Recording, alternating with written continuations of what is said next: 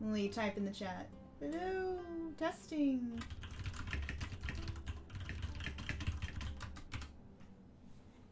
Let me see if I can go to my Twitch dash and make sure.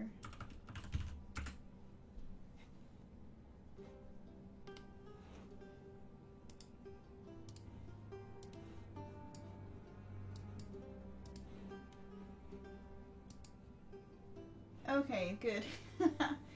Oh my goodness, that was weird. I think that was just Streamlabs being weird. It's like all of a sudden everything in my scene decided to eat itself and not show up. So hooray! We're good now.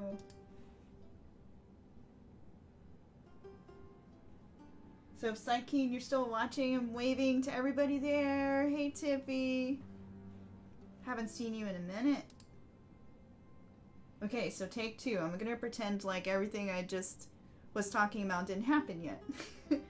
So hi, I'm Angela R. Sasser, fantasy artist and mask maker and writer. I do lots of things, mostly in the fantastical genre, and if you want to see more of them, you can see them at www.angelasasser.com.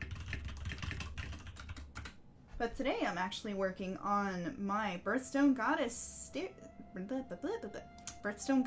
series here. It's a sticker series inspired by my Birthstone Goddesses, which were actually done in this fine art style, inspired by Art Nouveau. But my Patreon patrons unlocked a reward where I would make stickers for them. So that's what we're working on, what we've been working on for a while. My last stream last week, because we've been having repair people over at the house, I actually finished this gal right here with the color flats. And then the next thing that we're aiming to do today is to get her to this level where she's got a bit of shading. Trying to strike that balance between simple, so it still reads clearly as a little sticker. Balance between simple and still a little bit of shading. But before we get into this, I have some plugs. So first up, if you enjoy this series and want to see more, the Gem Goddesses have their own website where you can explore the online galleries and see all the different art and masks and whatnot that I've made. I'm a bit of a multi-passionate artist, so I do leather crafting as well. So I try to combine it all into this theme of birthstones. So let me put that in the chat again. So explore more Birthstone Goddesses online at gemgoddesses.angelicshades.com. There's a lot to explore there, a lot of fun things. And today is Lady of September's Day. And I actually wanted to show off something that I didn't get to show off about her before. So she's my goddess of September, who represents the equinox. And also the morning glory, that's the birth flower of the month. And the sapphire with her star sapphire jewelry. But what I wanted to show off that I didn't get to show off before was the window in the background, which is my absolute favorite from this entire series, so I just had to show it here. Because she's covering it. So I really love how there's the star sapphire in the middle surrounded by the morning glories and this like yin-yang symbolism, which works well with the equinox, since her whole theme is to be like a arbiter of balance and the positive and the negative, and that really works well with the yin-yang motif as well. So you can see all the moon phases and the suns, and it's just my favorite, and I had to show it off, so yay. Anyways, next, I launched a Kickstarter this past weekend, and I am so excited about it. It's been really fun. It's like the first in an enamel pin series that I'll be doing for this same birthstone series. So I'm hoping to make each one its own enamel pin, which you can see the designs here. And yeah, so they're almost there already. I've gotten over 50% in the first few days, so I'm really excited about that. And just happy to be making something more wearable, which is something I've always wanted to do. And just a heads up for anyone who's interested in this, I have an early bird tier here that's ending on the 28th. Or it might sell out by then too, because there's only 10 of 50 of this tier left. So if you want to save $10 and get the whole set, you can snag all 3 of them for $30, which is a pretty good deal. And I'll paste that in the chat again.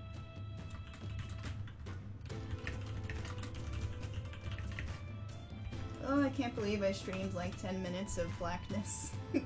I guess it happens to everyone.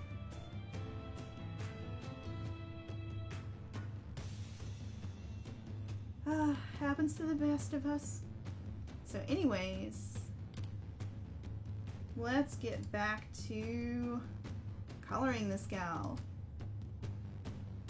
So I have her up for reference, and I have August up for reference too, so I can keep the coloring stylistically the same. So we're just gonna have her up in another tab.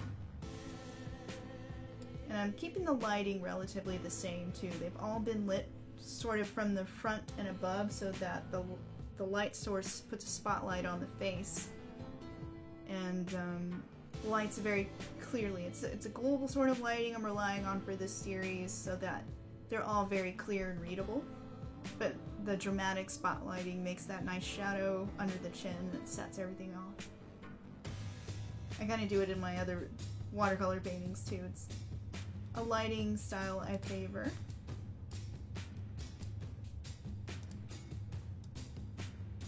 So this gal is going to be a fun challenge since she has so many little elements to her, and I'm going to have to group some of them since each shadow you see here was done on its own separate layer, and that might get difficult with all these tiny fiddly parts here in the ribbons. So let's start organizing some things.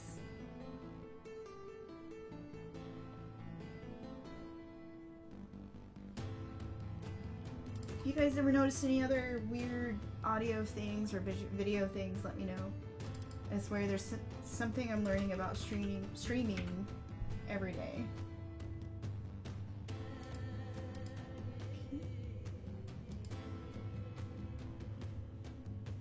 So I think I'm going to group the ribbons because they'll be easier to color all the tiny elements here if they're grouped together. Or it'll be easier to shade them.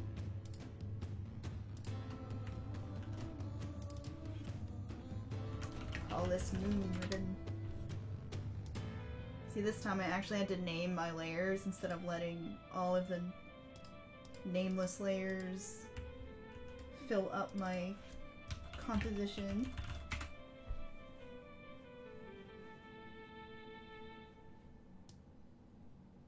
So hey, I hope you guys have been having a good week. Sorry I missed y'all Wednesday. We had people out here fixing our drain situation since all this Georgia rain has been flooding our basement horribly. So we just had to make sure I could talk to the people while they're here, and I didn't want to have to stop the stream if someone came up to talk, so hopefully I won't miss too many more streams. I see a sloppy line on Miss Pix.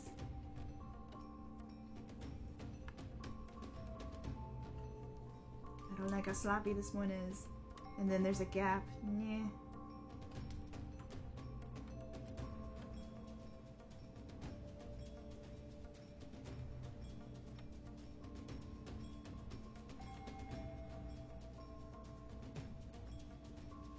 We cannot have gaps.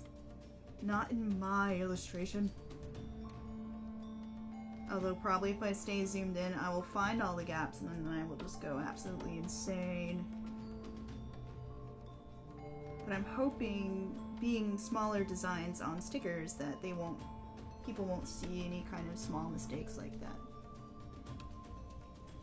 Because it's almost impossible to make them as neat and tidy as I really wish I could get them.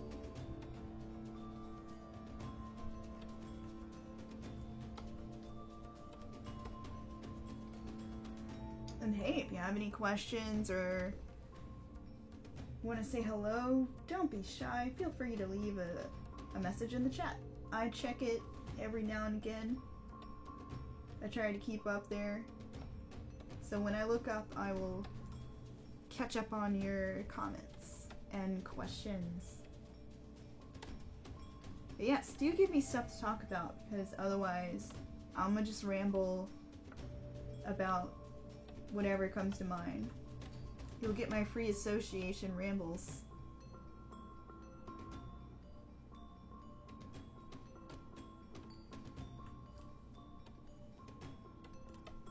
But yeah, for me the week has gone by super fast.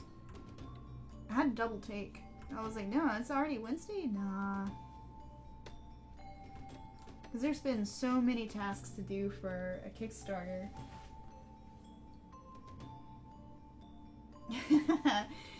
After you messaged me, Psyche, and I was like, I wonder how she's gonna be feeling the next day. It sounds like fun though. I wish I were there. Even though I can't really digest alcohol anymore. But sometimes you just gotta be like, screw you, body. You're gonna like it.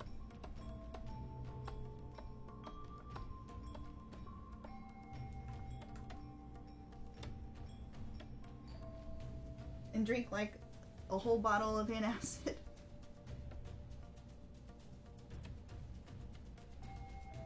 Hi, Tiffin Cat. I'm waving, but you guys can't see it. What are you guys up to tonight? Just hanging out, watching streams? Are you drawing at the same time?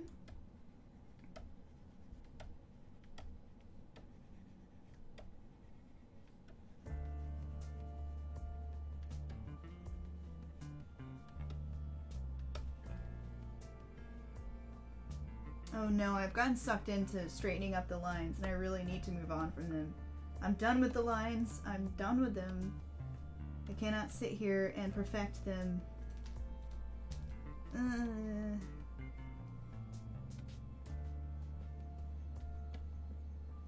Welcome to my stream where I agonize obsessively over small shit. No one's gonna see it, but I see it.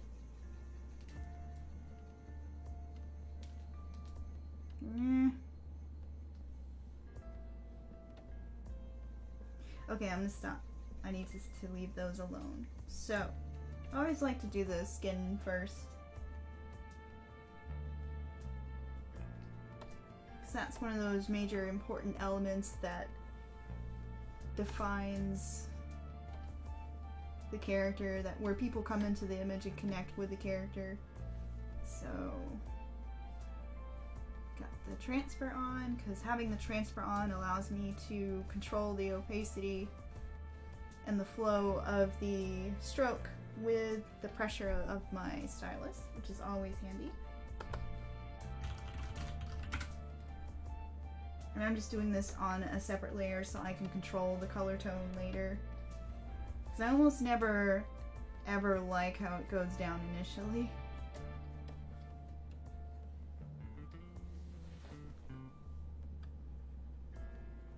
So let's start with the cast shadows. I always like to put one under the neck and the nose. And here in the eyelid where there's always a really deep shadow. Those occlusion areas where light's not entering. You know what? She doesn't have eyebrows. Did I just forget them? Did I just forget her eyebrows? Let's see. No, that's... Dude, I just totally forgot our eyebrows.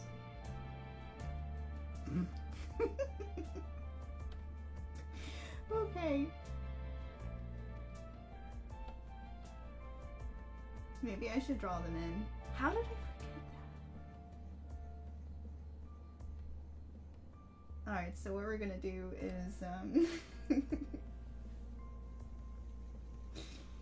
I must have been really tired at the end of that last stream. She was quite a chore to do all the color flatting and inking. So, where's the sketch? Oh, there's too many layers. Is this my sketch layer? We're gonna bring it back up. And just a disclaimer, I'm very not a master of Photoshop. I'm actually more of a traditional artist, so this is kind of like I do what I can.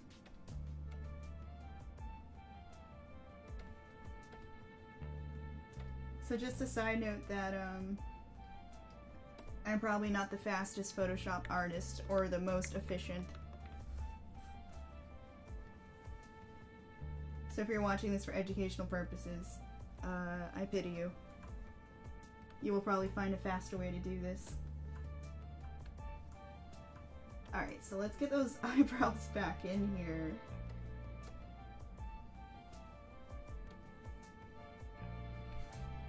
And yeah, what I did in the last stream is to sit here and colorize all these lines because I wanted some nice color variation.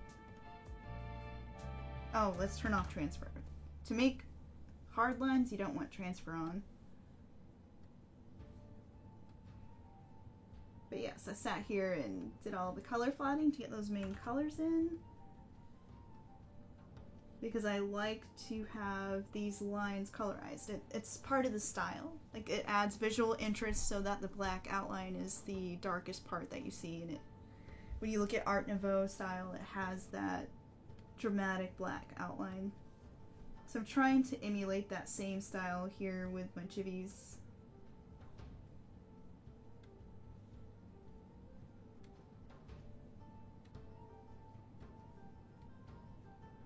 Thick eyebrows.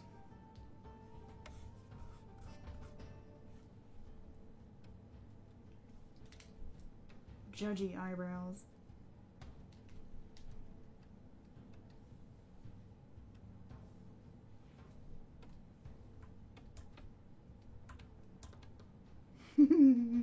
I can't believe I forgot them. I was very tired that stream. Alright, let's get them mid-tone back in.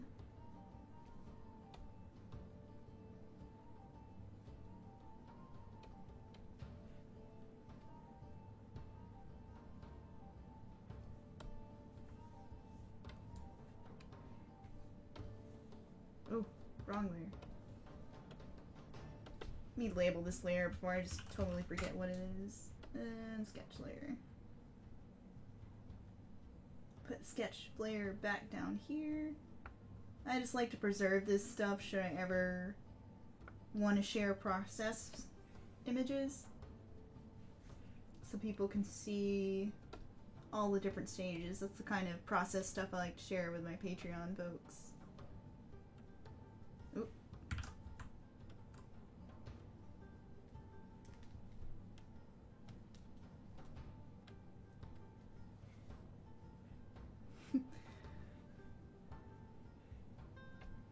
See if I like how thick I made these eyebrows.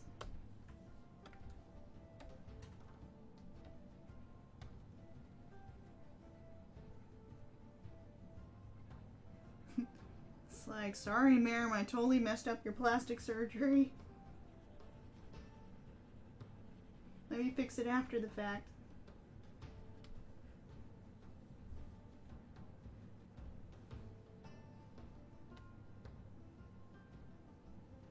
Okay, now where were we? We were coloring skin. Yes, skin.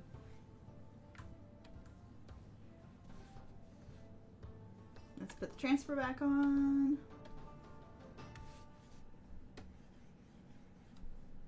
And I was just getting the main cast shadows back in, so let's do that.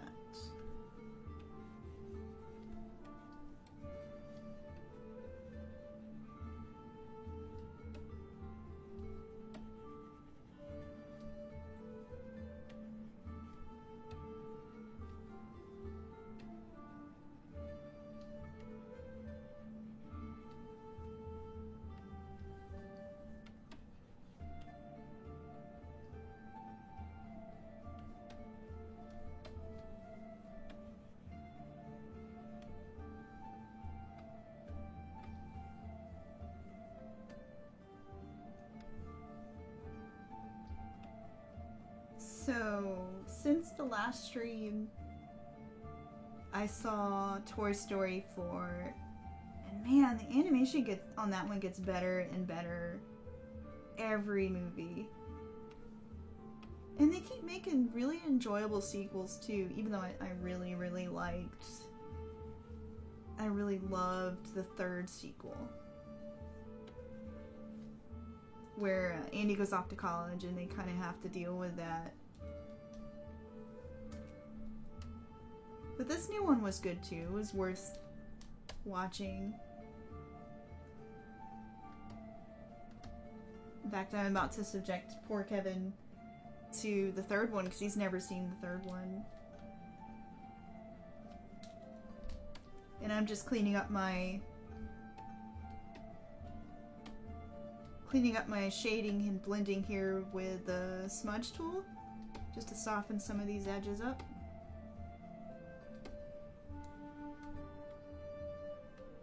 Even though it eats my memory.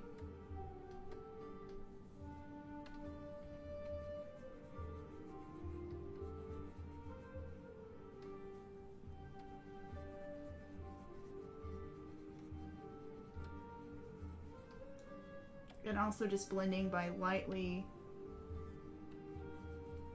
laying in strokes. And it looks really flat right now, but that will change once I start adding some different color temperature areas to the face.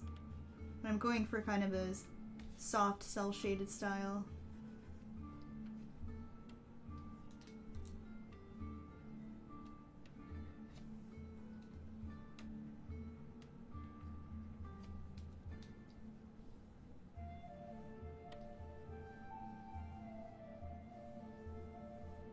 I always like to bring a purple hue to the shadows.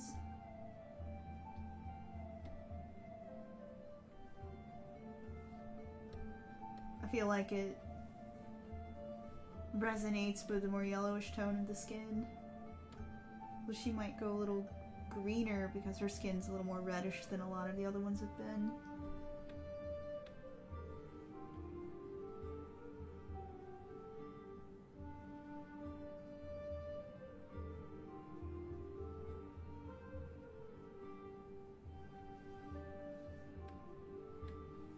It's a very subtle color shift, but it makes a big difference.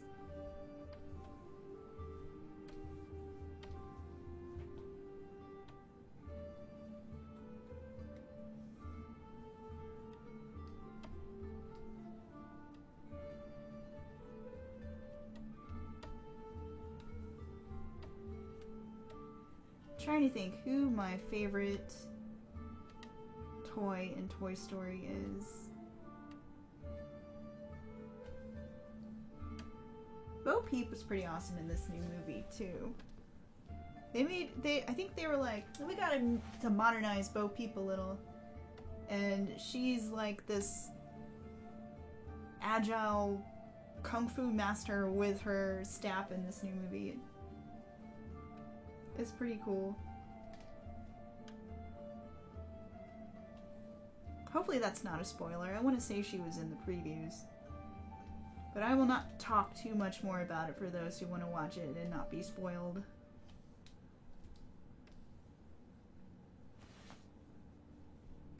Either way, it's good. Y'all should go see it.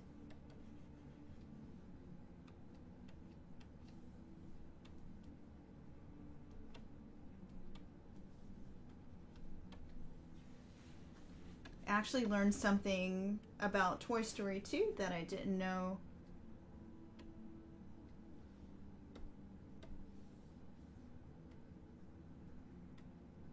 From this YouTube channel I like to watch. That's called, it's a series called What the Heck Happened to This Movie? And apparently Toy Story 2 was really troubled in development. Like, they had to start the movie over a couple of times. Like, the first time, someone accidentally ran a delete command that deleted everything.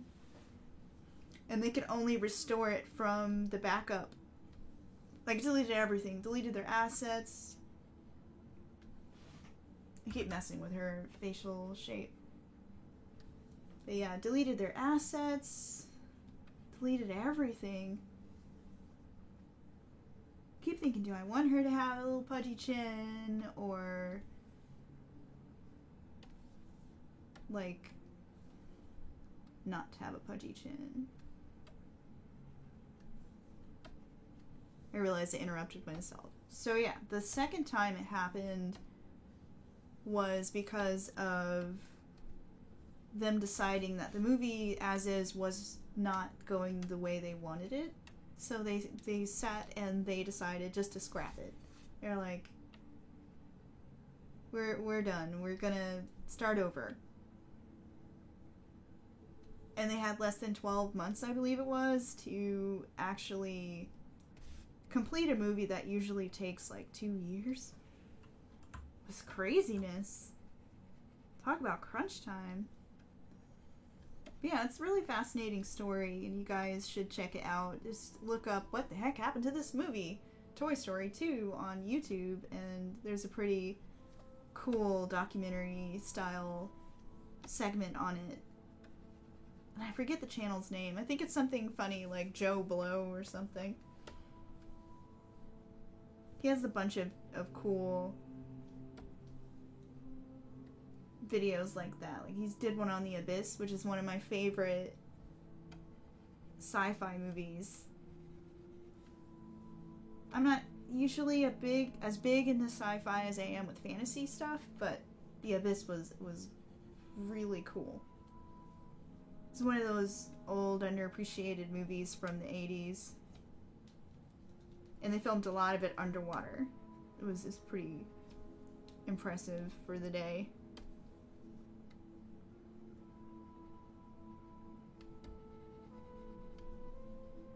So just softening up some of these edges where her arms would be rounder.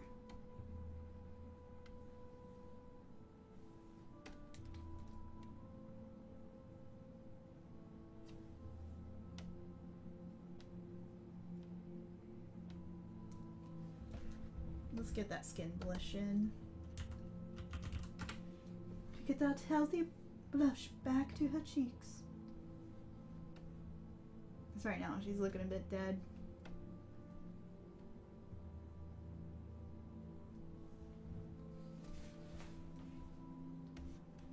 And if you missed the last stream and you're wondering, ooh, that might be a little too dark. Too much makeup, my dear.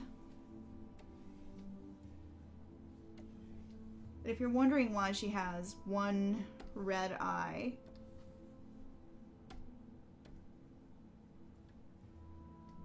it's because that's on her day side. She has a whole party color theme. So she's got the daytime representing side for the positive aspects, and then the nighttime representing side for the negative aspects of the equinox. So I decided it'd be really cool if she has two different color eyes for the dark and light side of her as well. So let's change that cheek blush because it is too dark.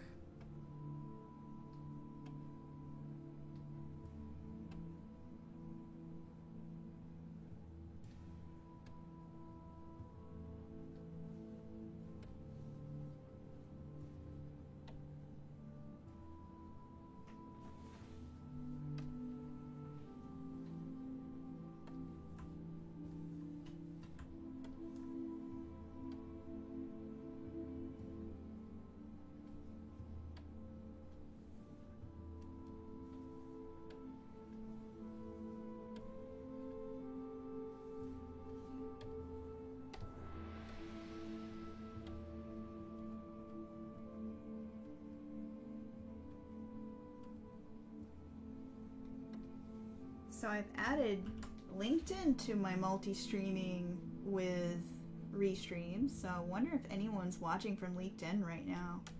If you are, you should sound off in the chat, because I know that's a new feature, and I'm kind of wondering how it's working out for you guys. You know, aside from my 20 minutes of black screen there at the beginning. I'm sure you guys were beating on your Amazon Fire Stick going, what's wrong with this thing?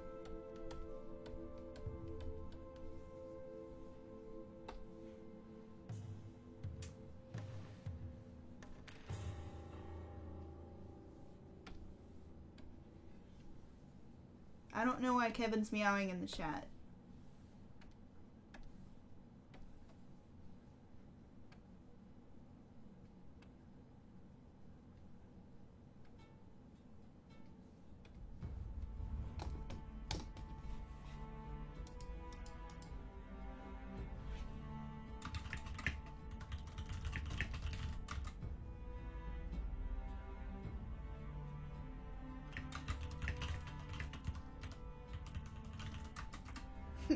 Kevin, why are you meowing?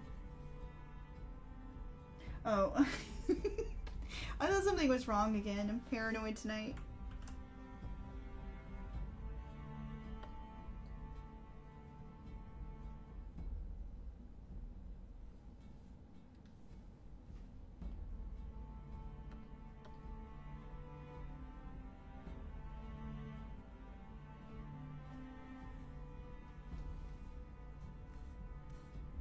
I don't like the cheek pad. We're changing it.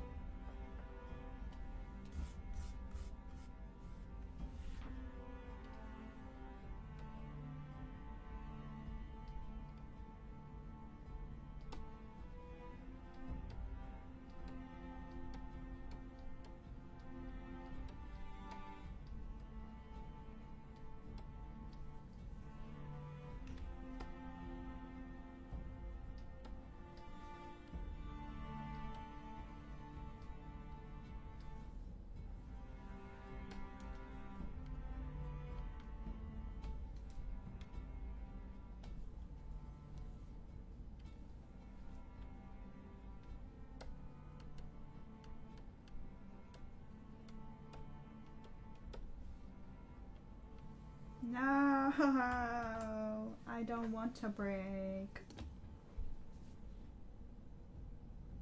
Oh, hooray! I will stretch and celebrate Shadowbringers! For those who don't know, that is the new Final Fantasy XIV expansion that's coming out, and it looks really pretty. They're finally introducing the classes of Dancer and Gunbreaker, which is like the warrior people who use swords with guns in it. So weeaboo, but I'm totally one of those weeaboos who wants to play Gunbreaker and Dancer. Which is gonna be awesome, considering I play a male Catman. But he's gonna rock being a dancer, you'll see. He's gonna make that look good. But then I will dance and embarrass Kevin's character on the streets. Which, following our pattern, he's playing a small kitty girl.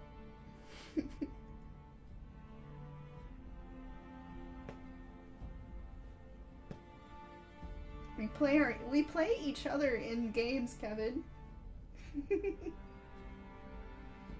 Not that I'm that small per se, but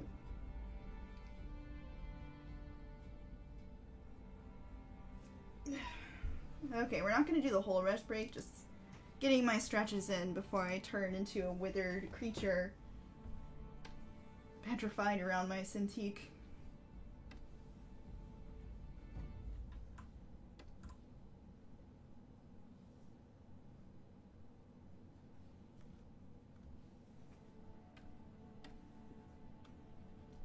Plus, we must obey the rules of Zombieland and stay limber.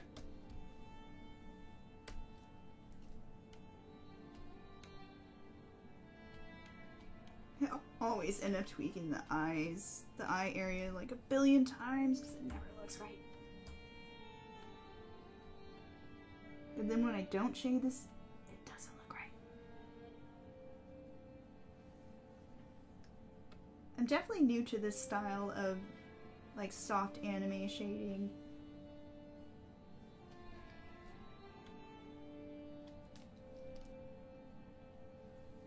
I've seen people do the shadow areas by using the stylus tool first, but it's an old painter habit to just, an old traditional painter habit to just like lay it all down sloppy wise and trust my brush strokes to make it look right. Anyways, let's move on from the skin. Actually, no, let's not move on from the skin because I want to put the little cheek highlights because they're so adorable. And I can see where I color two different colors on the cheeks. Okay, let me fix that.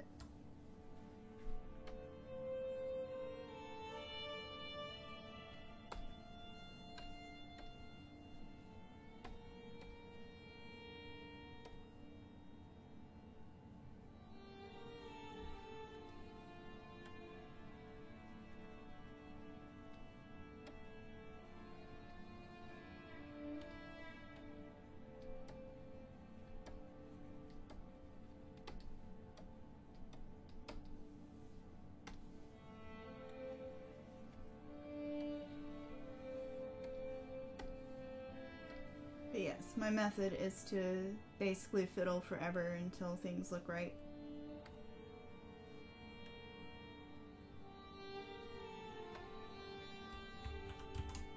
Oh my gosh, you guys, that Steam sale is killing me right now. It's killing me.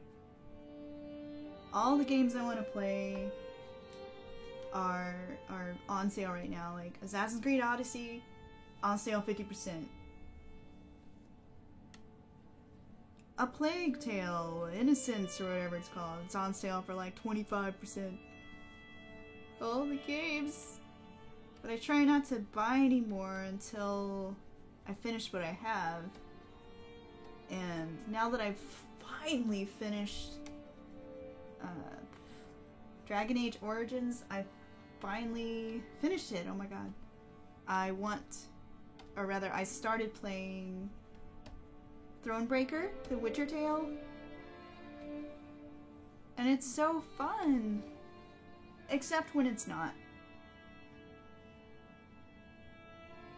Yeah, I know, I really want to get Odyssey. I think that they'll probably have a better sale, because I've seen them go deeper than 50%, and as long as I have other games to play, I'm probably going to wait till Ubisoft goes insane again and has that sale. Or we'll see.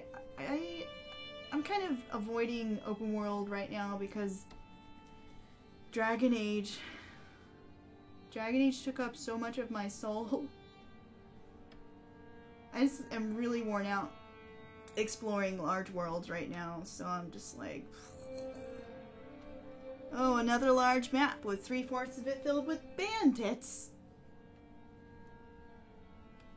More bandits. Even Inquisition, which was brilliant, still had like just filler bandits, and I'm so sick of bandits in a game. So yeah, I'm enjoying Thronebreaker because it's something smaller. There's still a map to explore, but it's kind of like you only do one small map at a time, really, and it's kind of on rails. Although I hear Assassin's Creed Odyssey has, like, killer chickens, and I think that's hilarious. I gotta play it for the killer chickens. Okay, let's move on from this again, because I'm sitting here obsessing over it. Maybe put this on multiply. Nope, multiply looks weird. Nope. Let's go back to normal. Hair. Hair is next.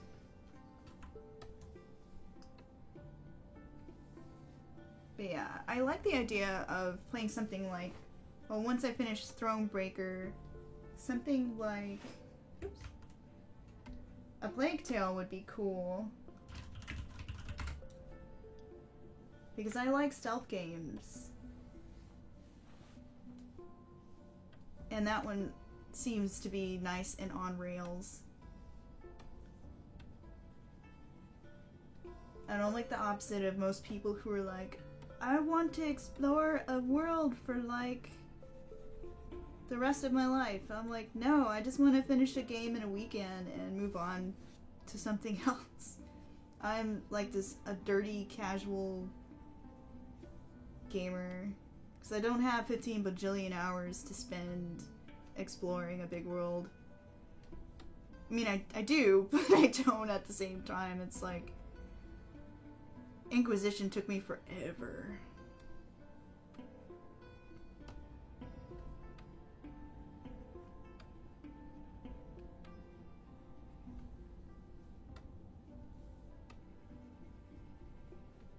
But Thronebreaker's pretty cool because it's like a card game, right? Like you do your battles via card games. Gwent, basically. They made the gameplay Gwent from the Witcher, the main Witcher game. But you also get to do cool things like talk to party members, recruit people, and make moral choices. Like some of the choices you make will demoralize your soldiers, so you have to be mindful of their morale or your unit strength won't be as high. It's kind of fascinating that way. And I do like the RPG element of it too, where you can talk to your party members and get to know them. They're all very well written in Witcher fashion. It's a very well written universe.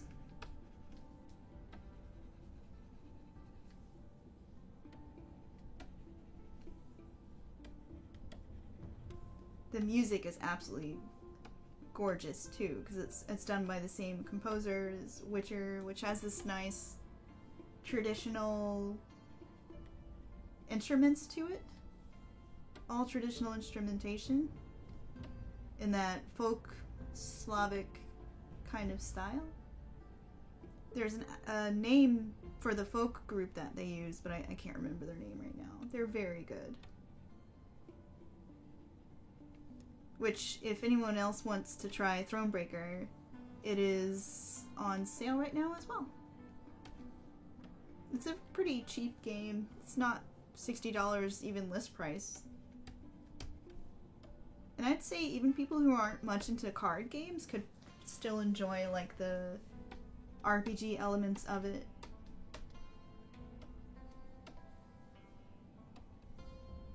Plus, the main character that you get to play and make decisions for is like this badass queen.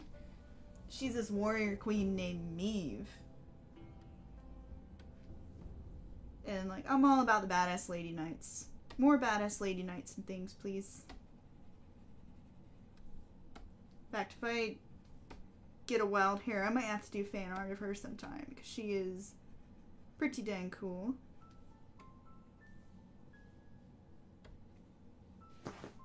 See, these white spots are appearing because there are gaps.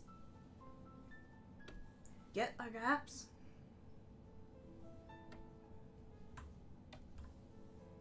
So the shadows clipped to this layer here only shows up where that layer exists, so let's fill in these gaps.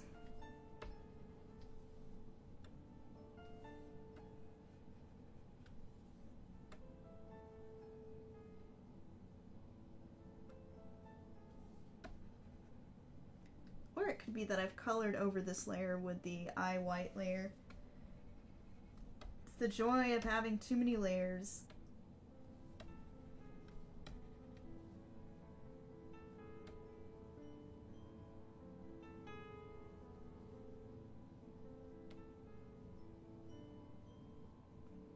Well, you know, one of the big reasons I might just get Odyssey anyway is because the DLC Season Pass thingy comes with Assassin's Creed Liberation, which is an amazing game. I would love to play that one again, because I think I lost my save file from the original one that I had. But AC Liberation was awesome. I loved how you could switch into different guises in order to advance into different areas. I thought that was a really clever system. And one of the most, like, story-rich mechanics. I really loved that one. Plus you got to be a badass lady running a trade empire and doing cool assassiny things. So that one definitely appealed to me. And then you get AC3, which I've been wanting to play through again as well.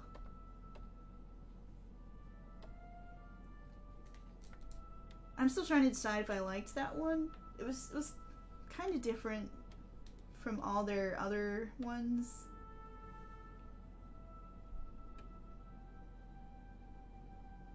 Hatham was pretty cool, so I wasn't expecting to be into that guy or that character.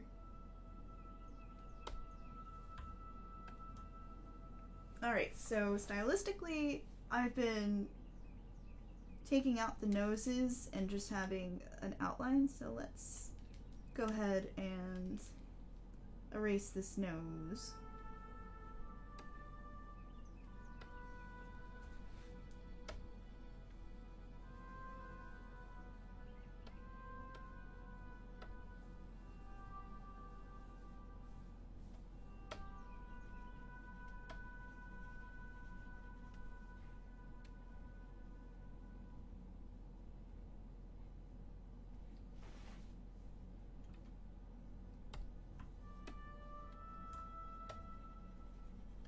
Ooh, it looks weird. She has a weird nose. She's one of those weird cartoon anime noses that doesn't make sense.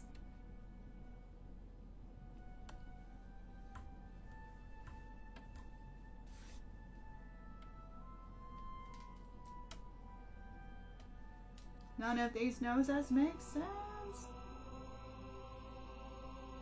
I think I tried to do a different nose shape with her anyway.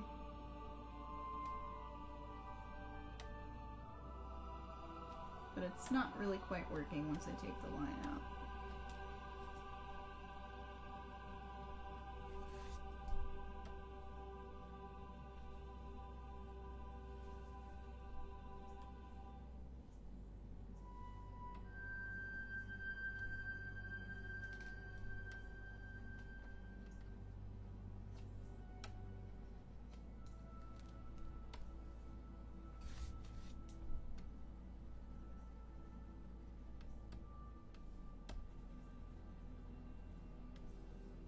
Oh no. Oh, I don't want to give her a Ganon nose. She would have that hawk nose that the Gerudo have. Even though I think it's kind of a cool feature that they have that's so distinct. Gerudo are another thing I'd love to do fan art of sometime.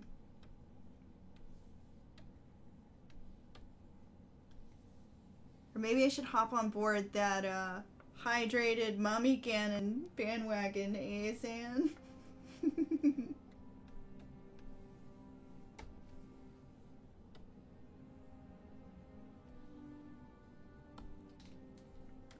Man, I'd probably get all the views if I did that. No. I'd get all the views if I did that, probably. I'm lazy, though. I'll draw my own art, and then I'll get tired and never have time to do fan art. I guess I should color the lips, huh?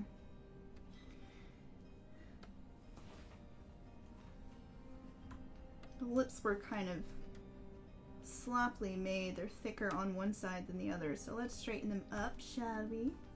She's got like these puffy Angelina Jolie lips where they don't have that little V shape. I forgot what that V shape is called. I know it has like a proper anatomy name.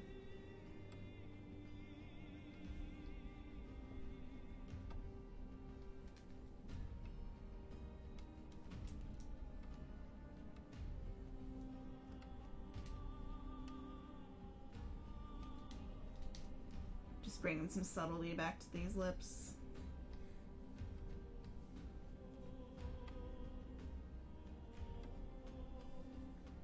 Although whenever I see the V shape, I think of the... Oh, Cupid's bow. That's an interesting name for the shape. I actually think of a story I heard about the Archangel Gabriel. It was in my research for the angel art book that I did. But basically that this little indent on your lip exists because when you were a soul in heaven, he told you your name and then put his finger on his lip. Or on your lip.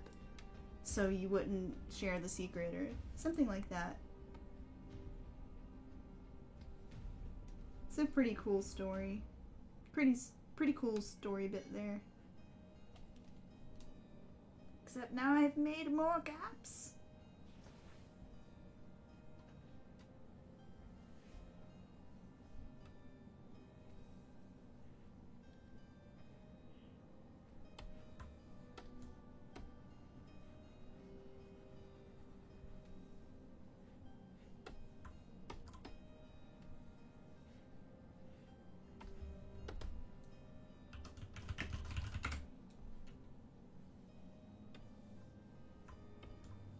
Now to shade these pooftacular lips.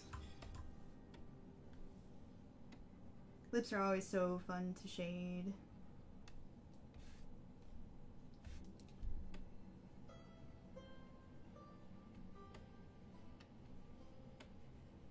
I think I may have made the shadow too deep though.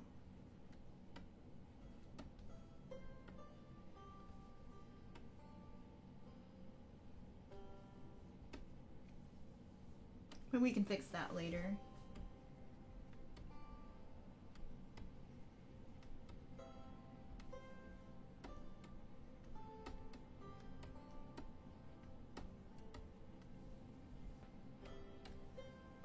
Yes, Magito, you are my favorite.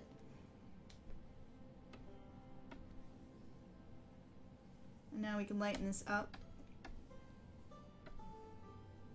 Although, funny enough, that's a lipstick shade that I like to use, is that dark, natural color. More on the brown end, since I'm so very pale that if I wear any kind of dark red, I just look like a clown. Especially like bright colors.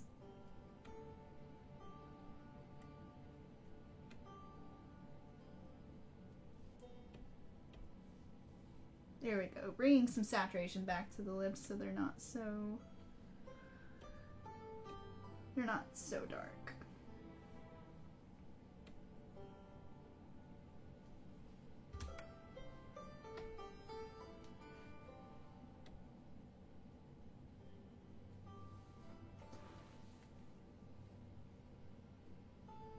Her wee nose looks a little weird and off center.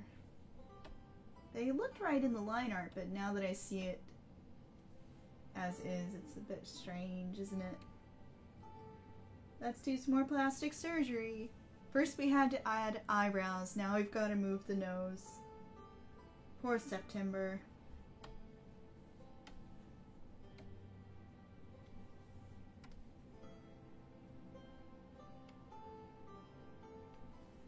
There we go, that's better. So all it needed was a bit of a nudge.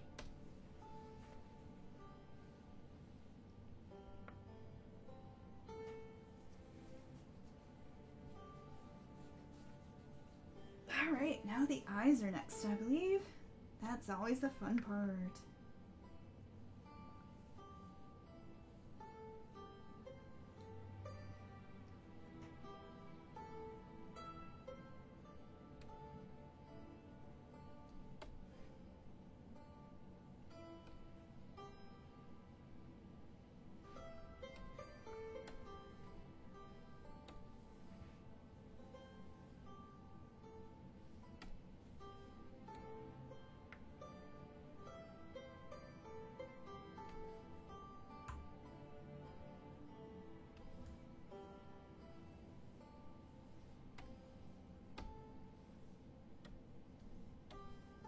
So for the eyes, to capture that jewel-like quality I like to get, I try to keep the shading pretty desaturated. Bring that transfer back.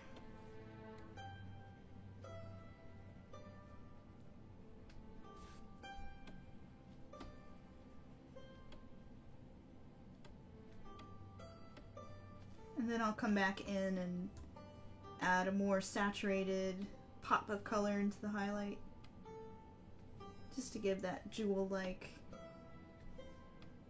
quality to the eyes. Since these birthstone goddesses have eyes like their gemstones or their birthstones.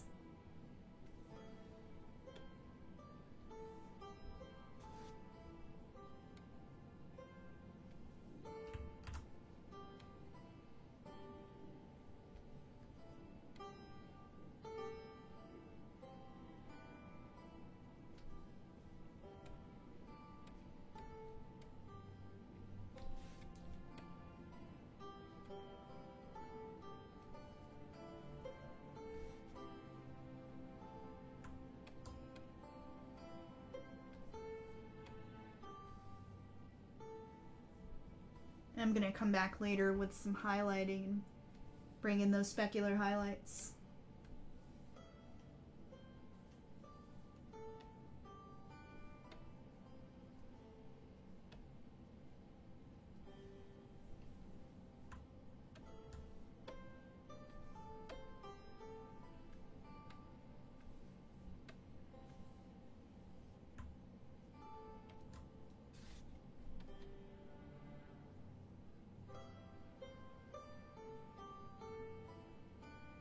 I always like to add a dramatic pop to the eyes, so outlining just to get that iris and pupil nice and clear.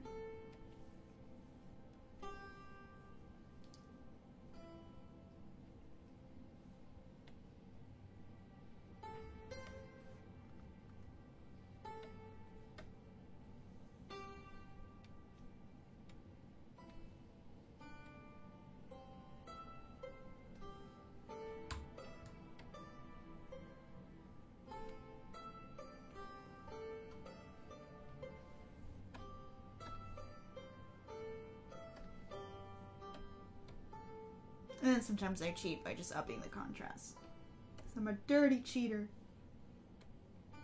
But hey, that's what digital is all about, is making your life easier.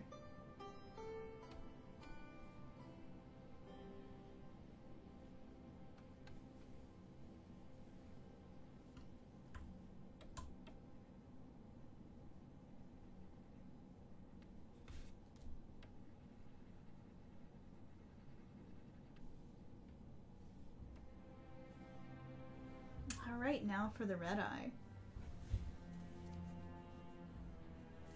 Ooh, another reason that I made this eye red is that when you look up sapphires, they actually come in more than just the blue that you think of. They also come in red. They actually come in a lot of different colors, but red is one of the other primary colors that they come in. So I wanted to pay homage to that as well. Like, there's so many serendipitous little details in this piece, like the fact that star sapphires are a thing that exists, but then so are morning glories that have this star in the middle. Like these beautiful blue vibrant morning glories with a star. And I just was like, oh, that's so perfect. They are just like the star sapphires, which is the birthstone for the month. So I don't know if that's why whatever council of little old ladies got together and chose the birthstones, that's why the birthstones and the flowers kind of work together like that. I have no idea. Alright, time for the red eye.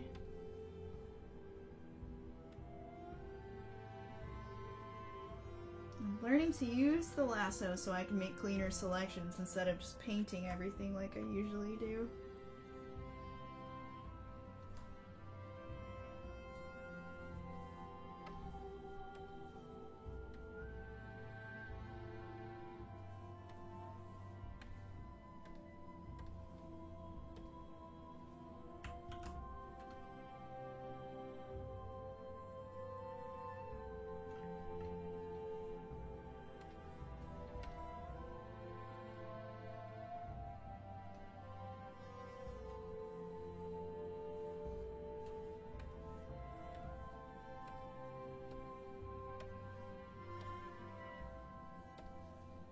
But yeah, if you guys have any questions or comments, feel free to leave them in the chat. I'd be happy to ramble at you. And pretend like I know the answer.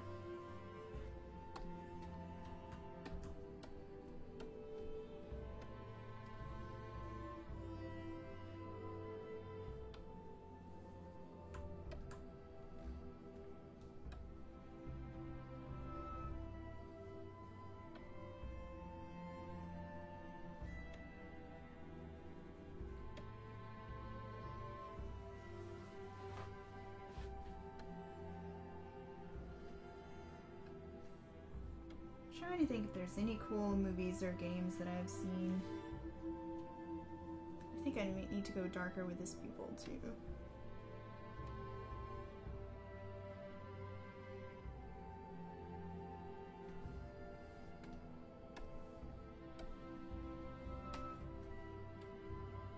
There we go.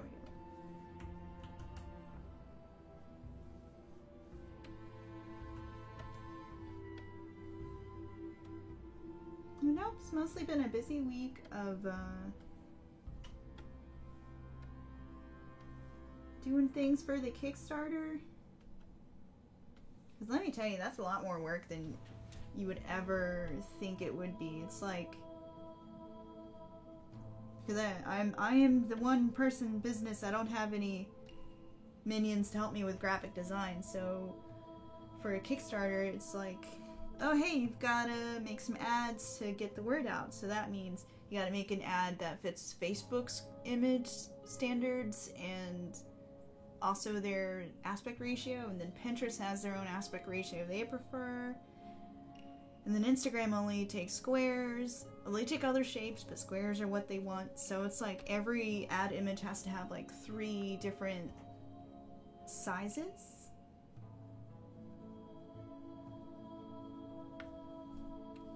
So it's a lot of not fun graphic design work.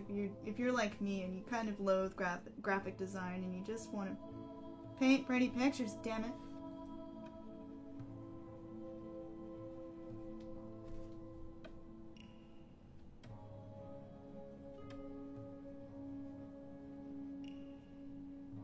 And then of course you gotta make up the mock-ups. Wow, say that 5 times fast. Make up the mock-ups, make up the mock-ups, make up the mock-ups. You gotta make mock-ups of your product and all these pretty visuals so people know what they're getting, and it's just an immense amount of prep work like that that you don't think about until you have to do it, and you're like, oh no, I have to make up a jillion images. But you know what? It's pretty awesome that I can go on a site like that and just, instead of having to go to the bank and get a loan that will kill me with interest, I can just have the people who want the item that I'm kickstarting pitch in for it, and if it doesn't work out, then no harm, no foul. Smart, low-risk investment.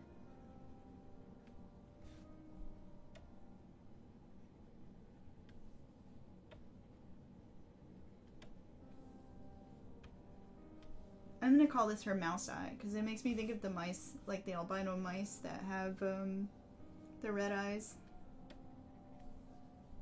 It's your mouse eye.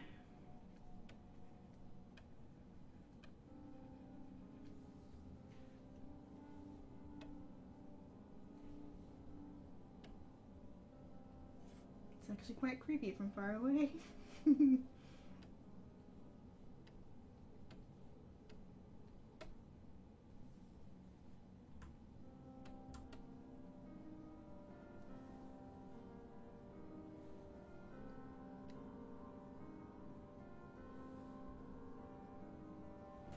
Alright, let's get those eye whites painted too while we're here.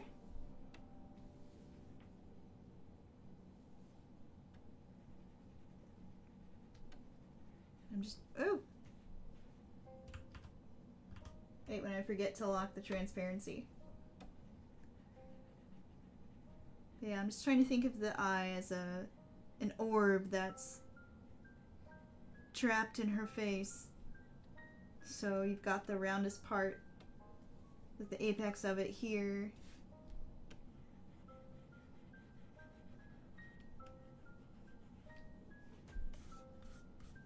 There are glistening soppy orbs in your face.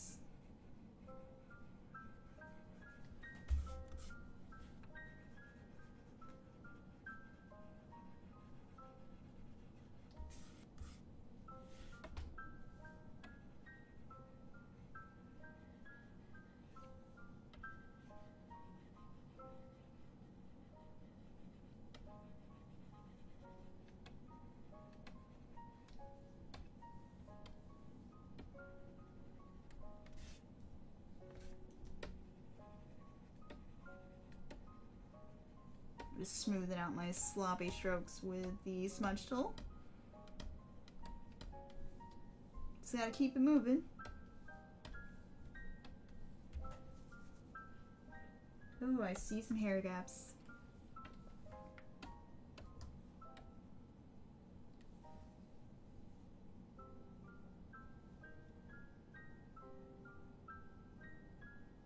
Hello there, new person in the chat. Frey3Y?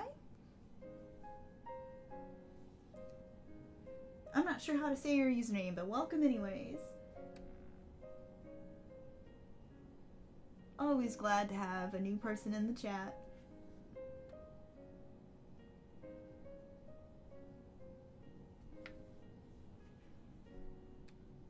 Feel free to tell us how you're doing, what you're working on while you watch my stream. I always love to hear what people are doing. I've had people cross-stitching, doing embroidery, doing their own paintings. People do a lot of interesting things while they're streaming.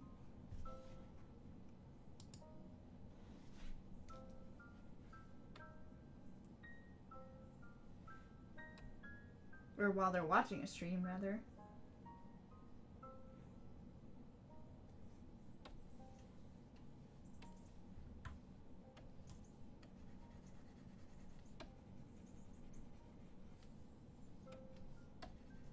We're almost ready for one of my favorite parts, which is adding the specular highlights to a few of these elements.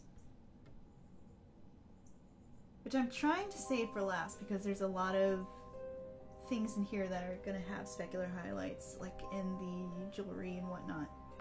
So I'm going to be good. I'm going to try to save that step for later. And we'll see if I get too complicated with the metal shading here. It's just going to be easy to do.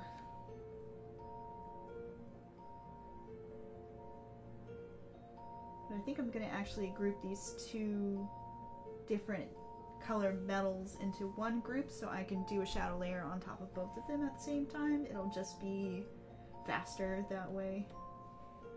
So let's group these metals together. Call this her headpiece.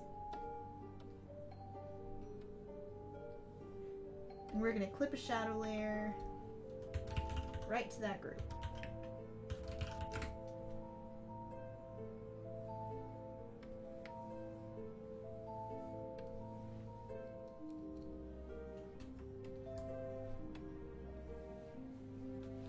Oh, still no LinkedIn people. Unless they're fabulous lurkers, which lurkers are welcome too. I can feel you watching. Welcome.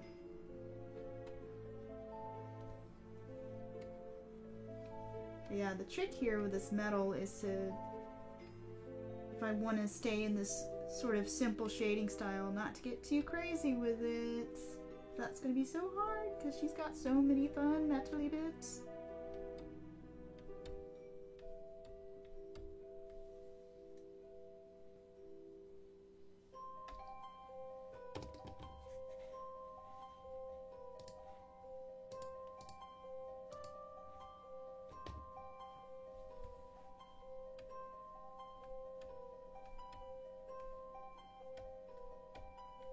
I may have gone a little crazy with the detail when I designed this one. But I mean, what is life without fabulous headdresses and tattoos that you'll never be able to draw again on your characters. Life is empty without those things.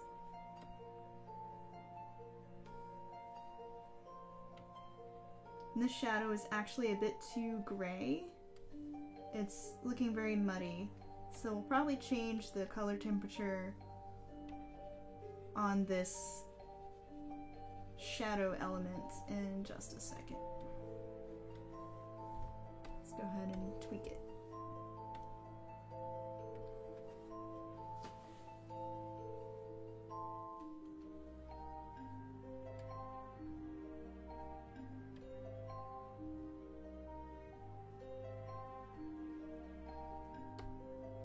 All it really needed was a saturation bump, I think.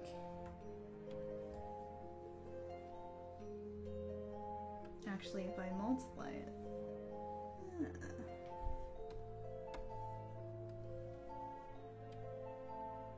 There we go. Multiply takes into account the hue of the color underneath. So that works perfectly. Just makes it hard to color pick, so you gotta change your color picker to the current layer instead of color picking from the layer itself while it's in a different blending mode, because you'll get the wrong color.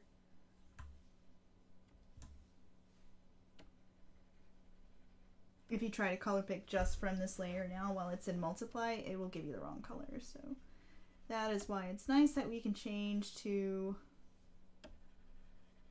a different layer here, or a different color picking style.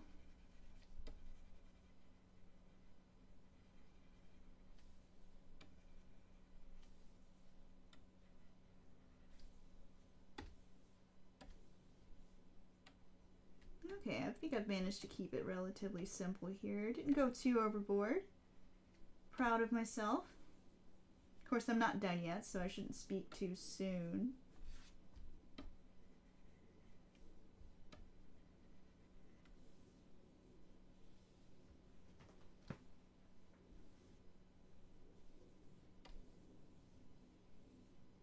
I was going to blend some of these strokes, but I think for that metal texture, I'm just going to leave these strokes as more stark, because metal, the way it catches light, is much more high contrast than softer elements like the skin. See, does she have any more metal? I think it's all up in her headpiece.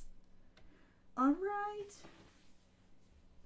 Yay, I'm ready for some specular highlighting. This is always my favorite part because it just brings the elements to life once you add that highlighting. It like tricks the viewer's eye into believing that there's texture there.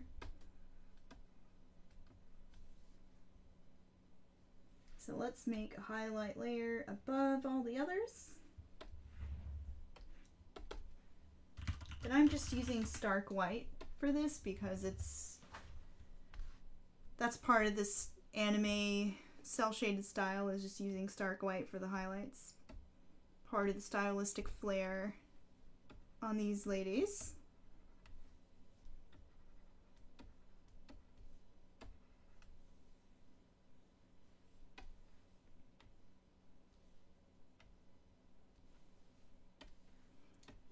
Her wee pinchable cheeks.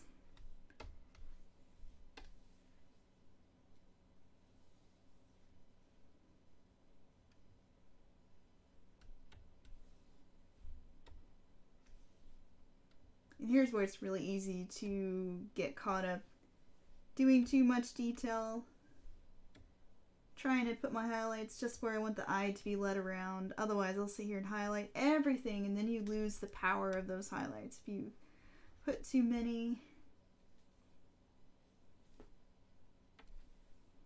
I'm gonna blend these out more.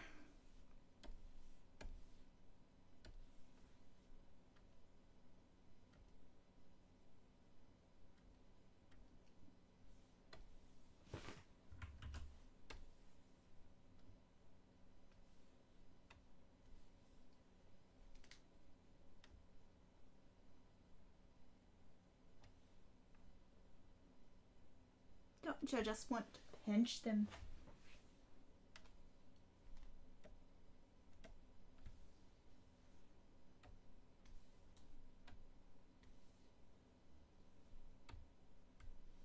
Say some of these coins are probably catching the light as well.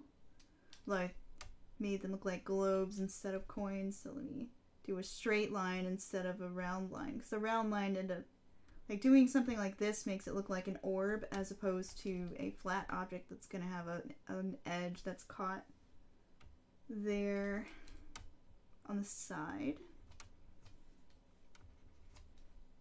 Ooh, and we cannot forget the eyes.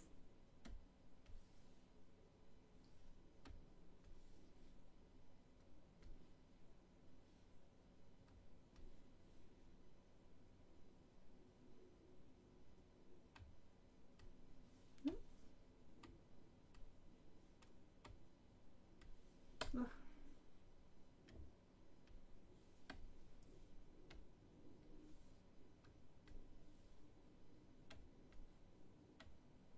That's another part of this anime-inspired style, is that anime eyes always have those really pronounced specular highlights.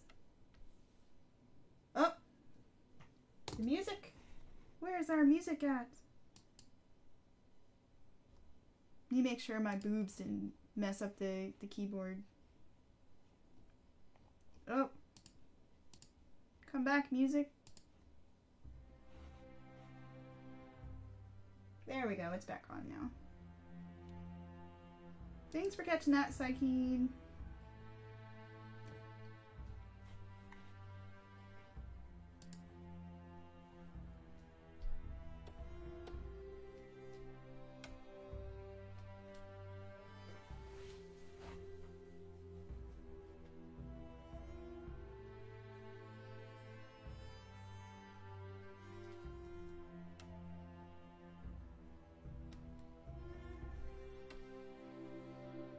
Apparently I forgot to put it on shuffle and repeat, but now it is on, so it should shuffle through.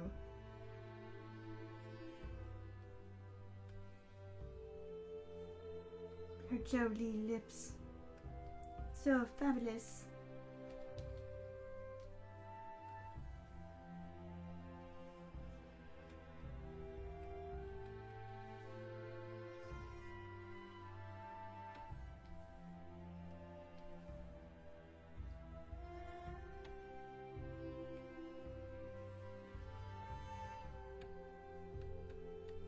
And finally, just a bit here in the hair, because another thing about the anime style is that hair is also super glistening, just like the eyes. Everybody's very shiny and lustrous. So now I'm thinking I don't want the highlights here on the bottom, I want them here at the top.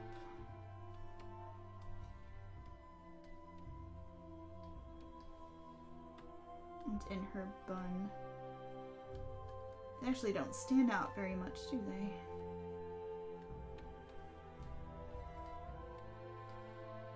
I might tweak the midtone of her hair to see if I can do some interesting things to push this highlight a little more. Let's see if we can tweak that midtone.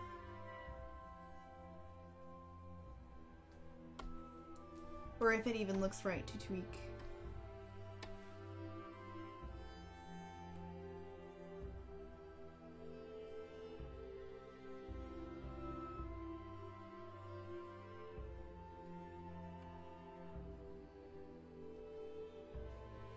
That pushes the highlights just a little bit without making it look like she's too gray. Ooh, too much.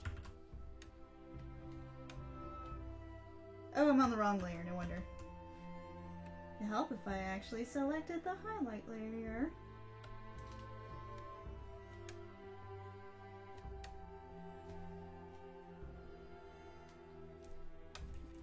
I'm gonna erase this because I want a more circular curve there. But yes, anime people so shiny.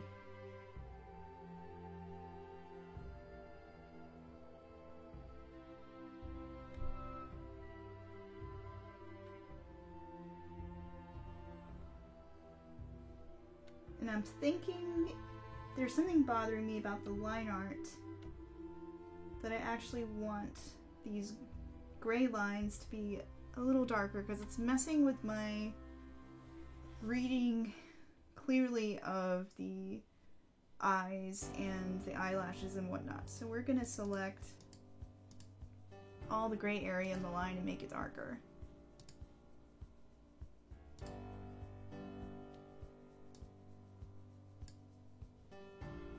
Let's turn off the ant lines because they're distracting.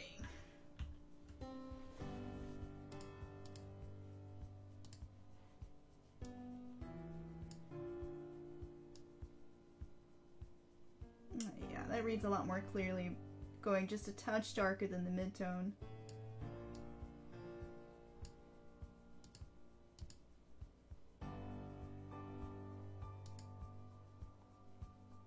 Much better. Much better.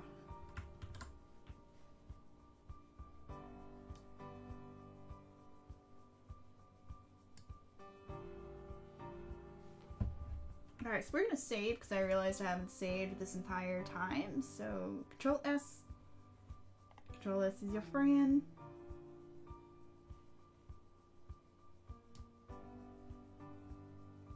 Alright, I'm happy with it so far.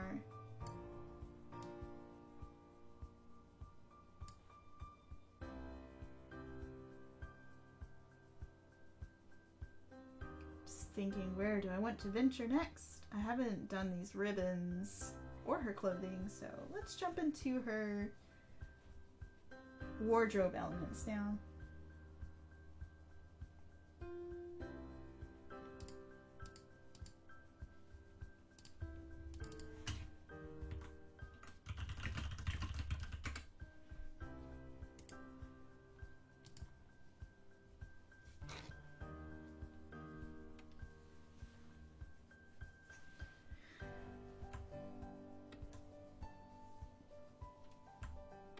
Oh, that's right. The color picker is on current layer, so let's do all layers.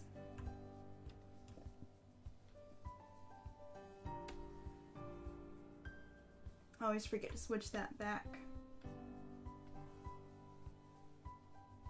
And is my transfer on? Yes, it is. Alright.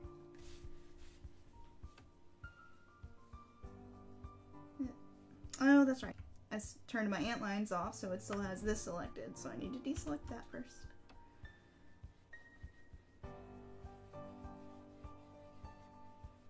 Thinking that area would be in shadow.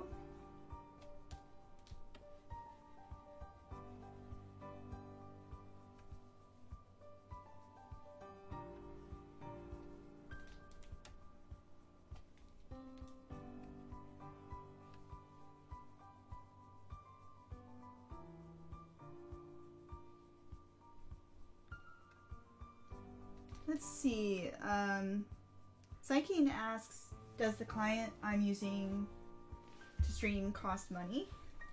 And no, it does not.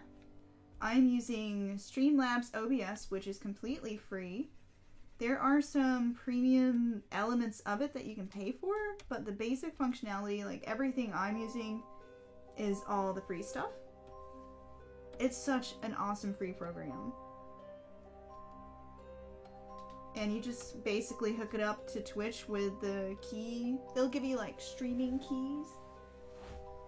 And also the tool that I am using that simulcasts to different channels. Like right now I'm also streaming to Facebook and LinkedIn and YouTube as well. So like I'm multicasting right now. That is also a free tool called Restream. And they're paying plans for that, but I'm using the free plan, so that means I can only stream to like my my personal page. I can't stream to my business page. Like I would have to pay for that. You know what? I'll make up a list. I've been meaning to write up a blog post forever about the streaming tools and the setup I use, because I do a lot of custom things. Like I like to have particular playlists playing while I'm making art, but a lot of those playlists include music that I don't have the rights to play. So I'm listening to a different music stream while you guys are listening to a royalty-free music stream. So like, I've learned how to set up custom audio streams like that. But yeah, I'll make a list and share it with you sometime.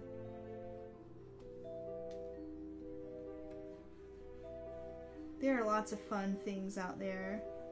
And if I had the time, I would go crazy with the overlay and stuff. Like, you can make so many cute elements to your overlays. But I've only had time to do, like, the really basic, like, graphic. But you can do, like, animated parts of an overlay. You can have little special graphics pop up when people subscribe and all that. It's so fun.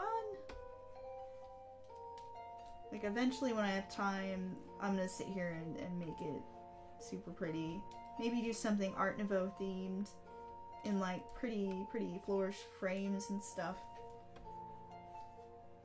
I'm sorry, I got carried away with that topic. Overlays are fun. I can even, if I ever am brave enough to show my face while I'm working, I can even make a little custom frame for the shape around the picture-in-picture.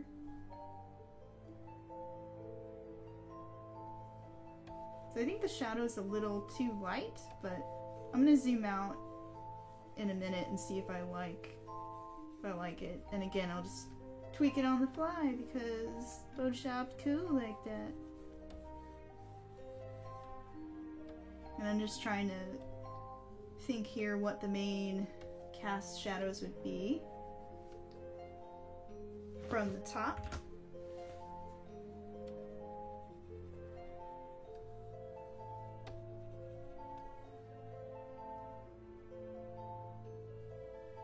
I don't like to share my face, for one, because like I always have this same intense concentration face, and I would just be really embarrassed to show the same like face. And then, God forbid, I'm drawing a character's facial expressions, and then I'll be making their facial expression the whole time and just look ridiculous.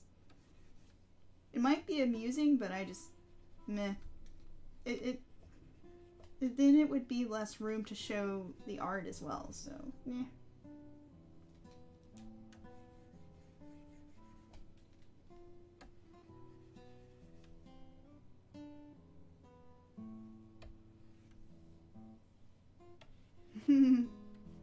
I think just about everybody I know cannot resist making the face of their character when they're drawing. Like, it's ingrained in us. Ooh, you know, I get to add sparkles to the night side too. I'm looking forward to that. Because her night side is all starry, like galaxies.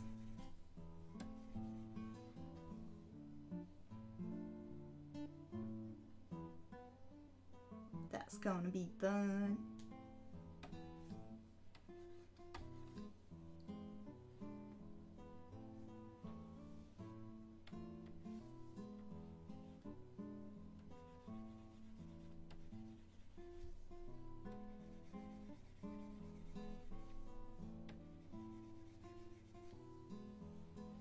Okay, let's make this shadow a little darker.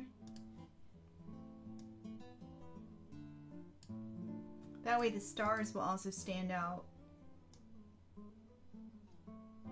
as well with a darker background.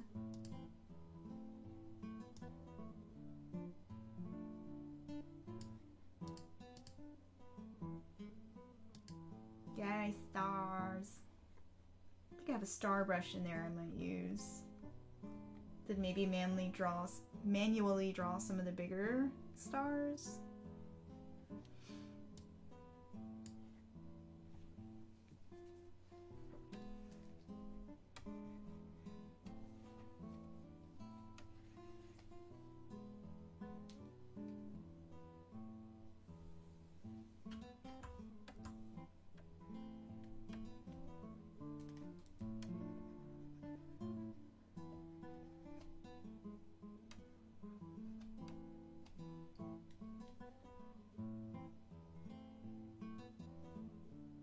Okay. Let's draw some stars. But we're gonna put the stars on their own layer. I think I'm gonna actually clip the stars to the shadow area. We'll see how that looks. Because it seems like in the original I don't have any of the stars in the highlight areas. So...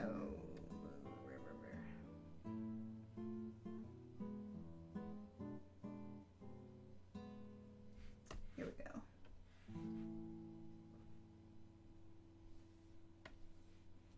And we're gonna make a mask.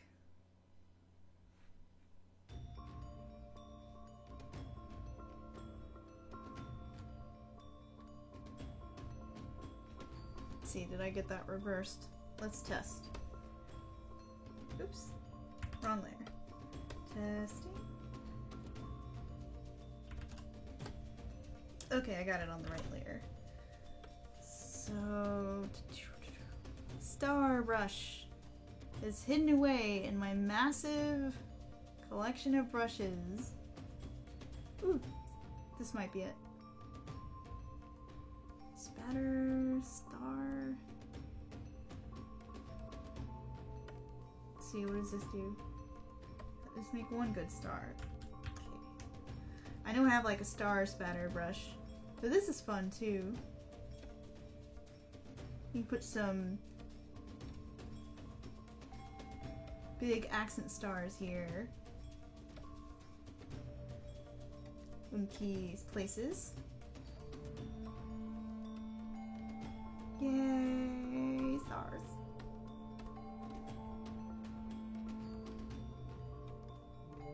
Oh.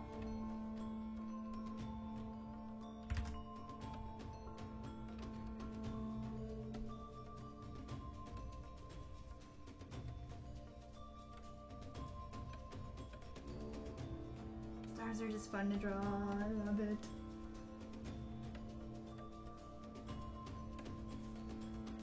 Now let's see if I have any smaller stars in a spatter. That'd be nice. Maybe this one? No.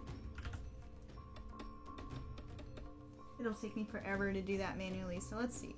I know I have to have like a spattery star brush.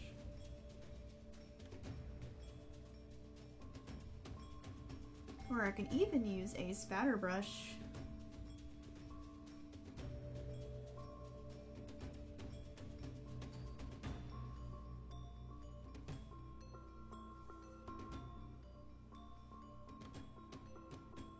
This is what happens when you collect too many brushes. I recommend keeping a smaller collection. Ooh, sparks. That's perfect. Okay, let's try sparks. We're gonna put the sparks on another layer that's clipped to this with the same mask.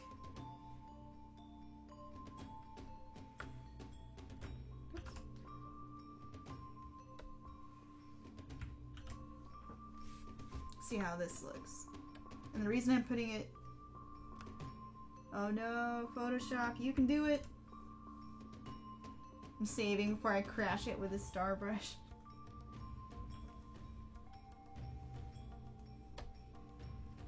Yes, perfect!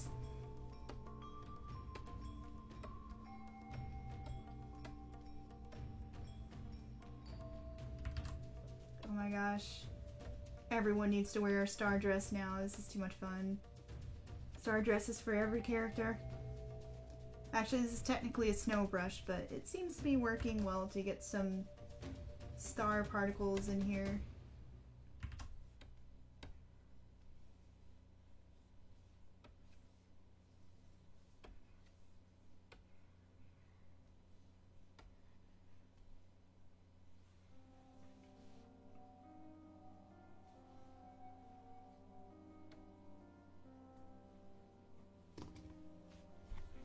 Let's see, I might actually make the mid-tone of the dress lighter, just to give that cloth more contrast. Let's see how it looks.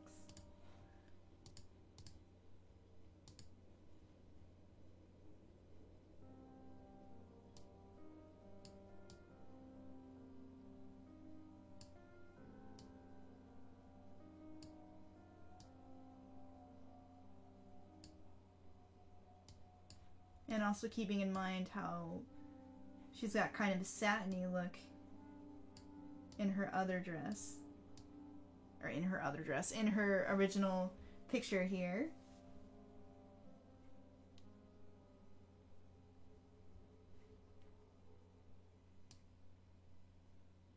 Yeah, I like it better with more contrast between the shadow and the mid-tone.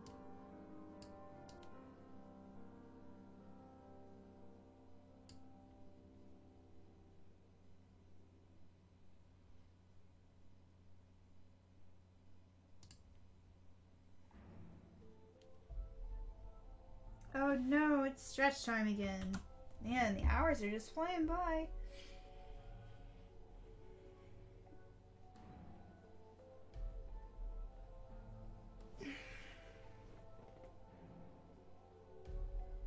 Alright.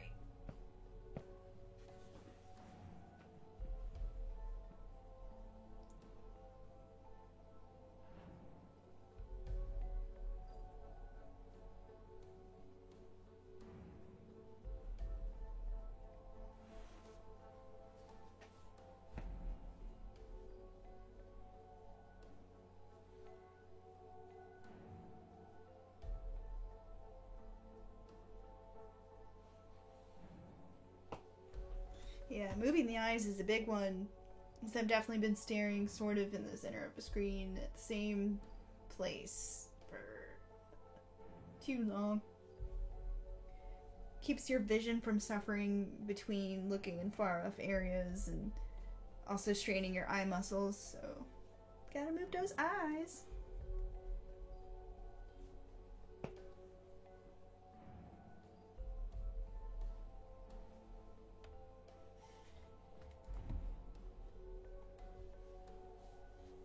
Ooh, I missed a question in the chat. Psykeen asks, what are the horns related to? Actually, the horn, if you were to look at her from the back, it is a full crescent moon. It goes with her celestial symbolisms. And I'm thinking also I want to come back in and add some satiny highlights into this as well.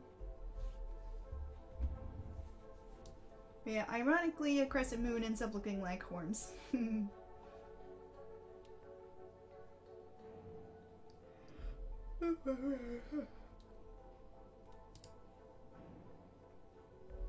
me. So normally I've been keeping this to 2 tones, but I feel like I do need a 3rd tone to give her that full satiny appeal, so let's do it.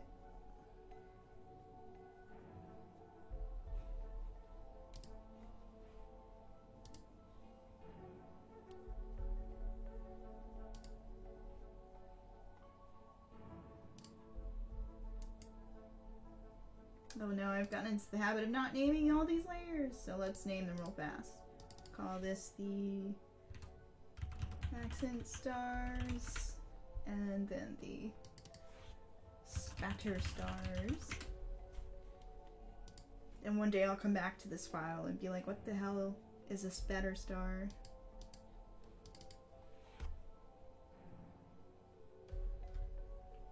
Alright, we'll call this Satin Gleam? Names.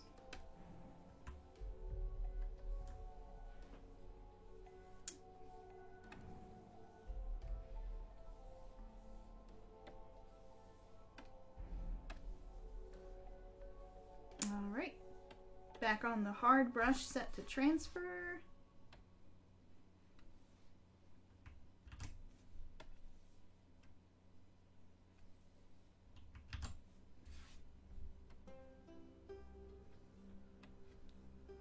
I like that gleam right on the core shadow on the edge of it because satin catches the light in interesting and unexpected ways.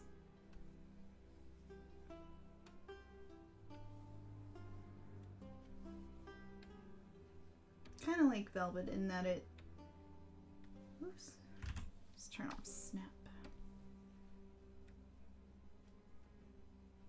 Has all these interesting highlights that come out in between the shadow areas.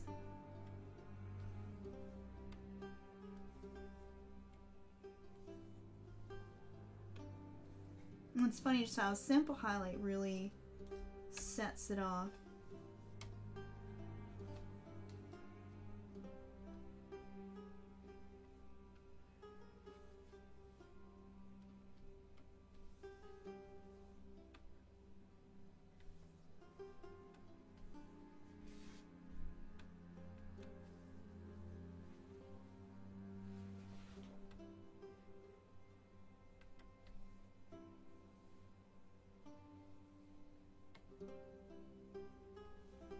There, that adds some magic now. I'm excited.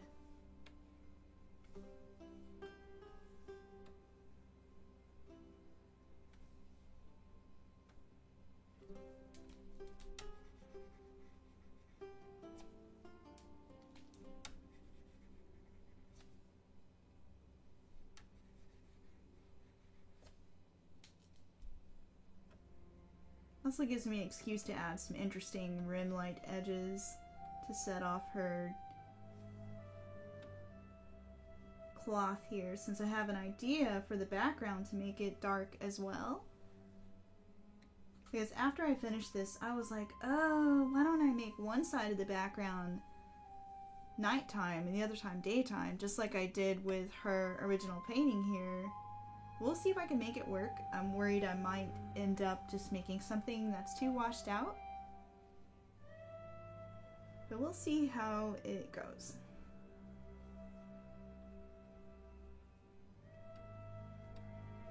By the way, I like this like strong rim light here to help add some drama to the night side cloth.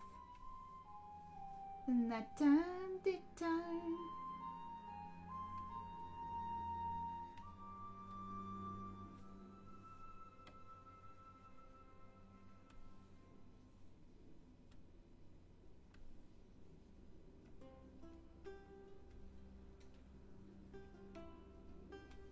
They're breaking my highlighting rule because one, this isn't the white highlighting, and two, this is the satiny texture, so we gotta have more of it. Gotta sell that satin.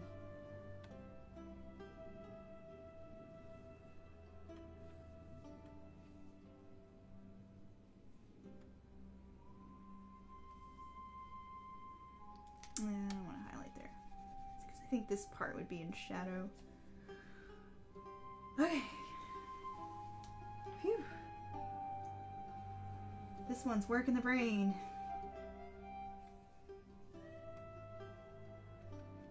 Kind of wondering if we might have to do a two-parter on this one because I'm not even...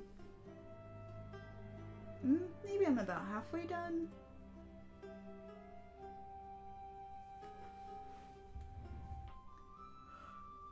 And I'm getting sleepy already. It's only 9. How sad is that?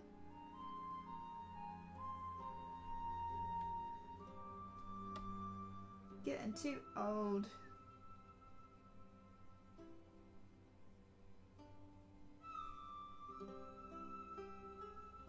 Let's see, these moon ribbons. Moon ribbons.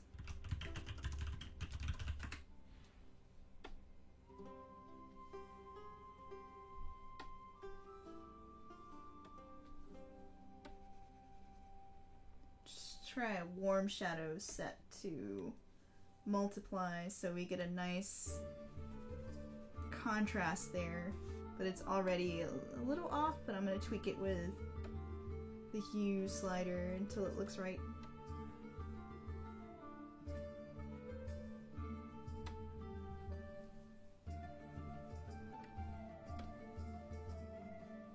Alright, hue slider, save me!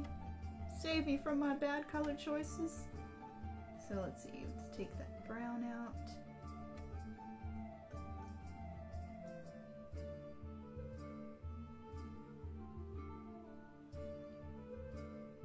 make it more of a warm gray instead of a brown.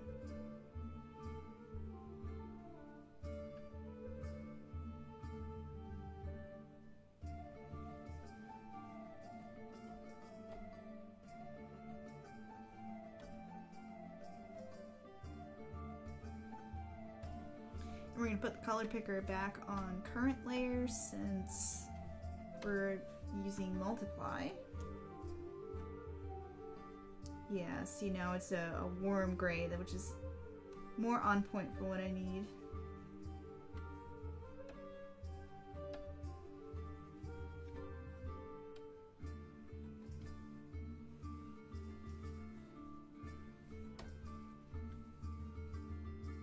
Now let's move to the sun ribbon.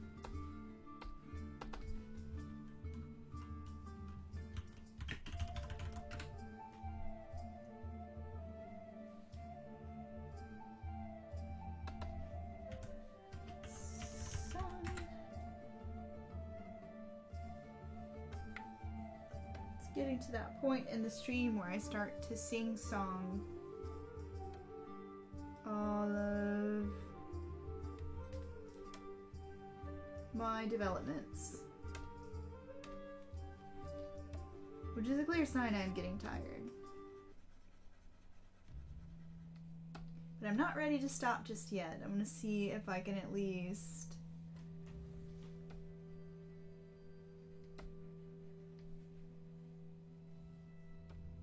get a little farther before I totally call it quits.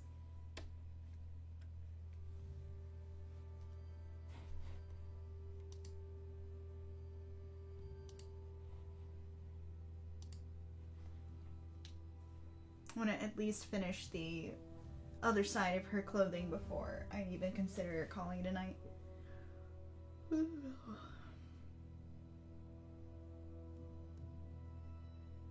Oh, I see a place I want to add a highlight.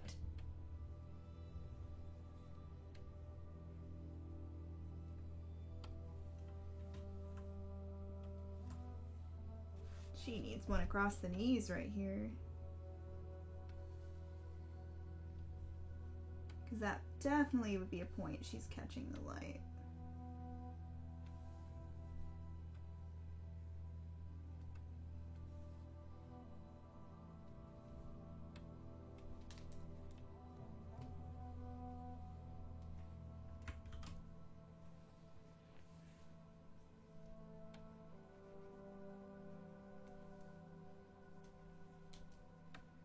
Someone stop me, I keep adding highlights. But it's so pretty.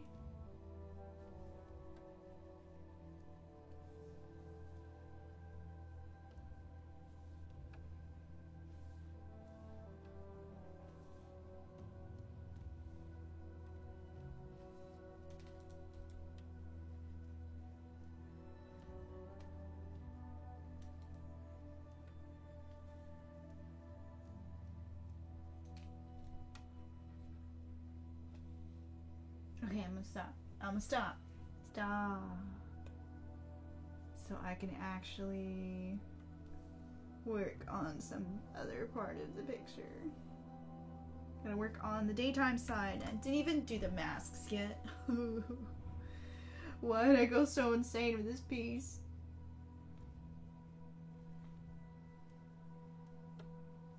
And I see some place I want to add some stars. It needs more stars. Ah! Star brush.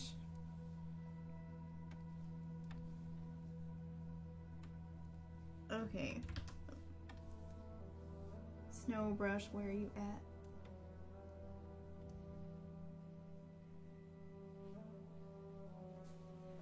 I need to really just go through here and... I need to actually go through and just make a set of my favoritist things.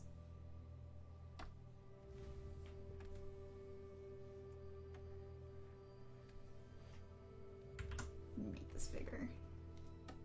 Want some bigger particles in here. Need to add or customize my own tool set that has my favorite brushes so I can be a little more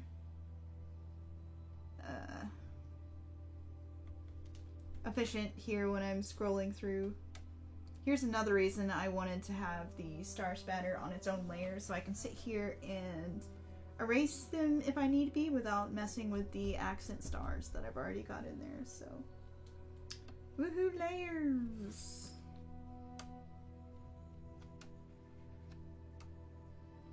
Oh hey, is anyone in the chat on that Harry Potter AR game that came out? Because I've been kind of tempted, because I'm kind of a Potter fan, and if it helps me get out walking more, like with Pokemon Go, I'm all for it. Then I can switch between flavors of geekdom when I exercise, and that's always nice.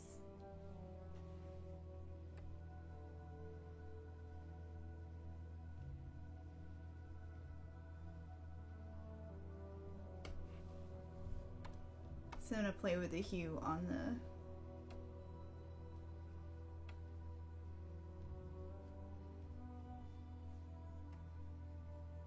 there we go.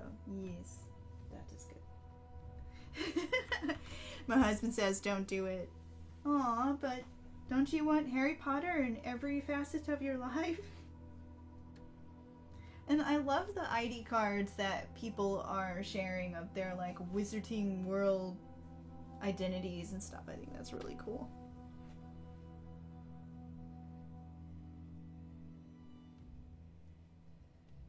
I'm pretty sure I'll end up like that crazy plant lady professor or something, except I'm like the art lady professor.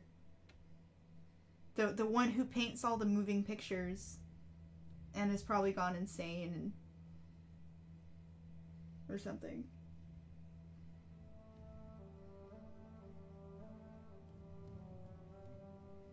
With my ridiculous Patronus, which I want to say I got something lame because I can't even remember what it was. But whatever it was probably ridiculous. It's probably like a trout or some shit.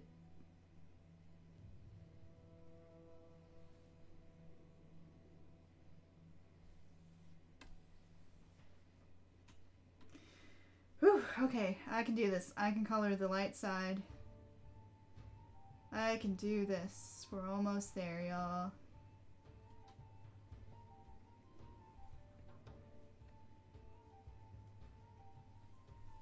On the light side.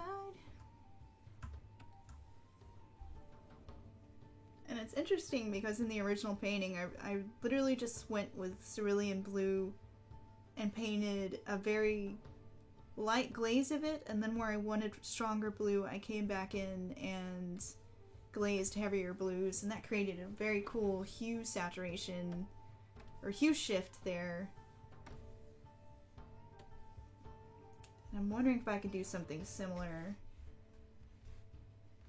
here.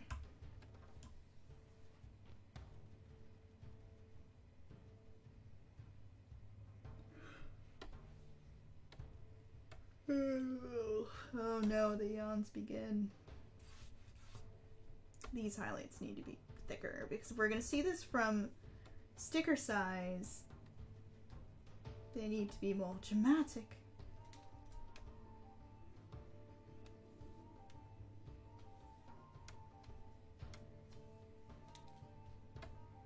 Drama.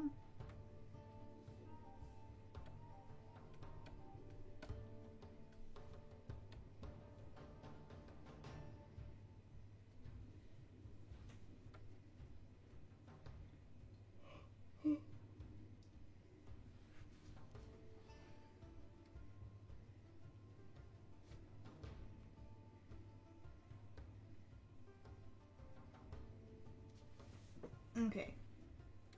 Let's see if we can get this light side going.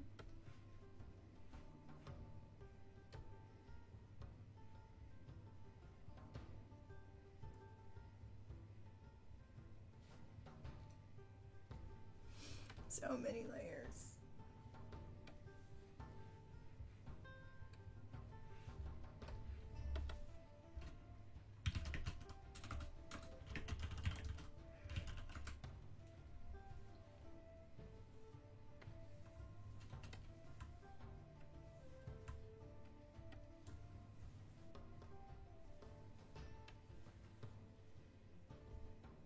So it looks like the shadow I used was like it translates to a cool gray, and the blue temperature of that gray against the cream color makes it look even bluer.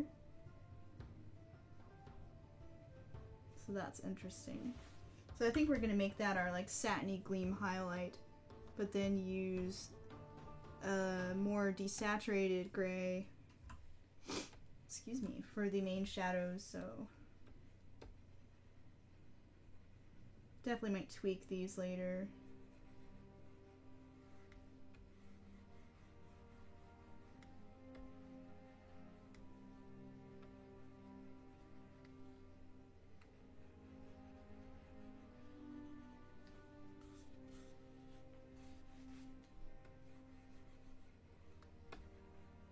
This definitely needs to be darker.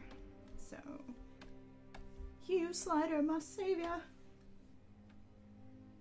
Not that dark. Just a touch darker.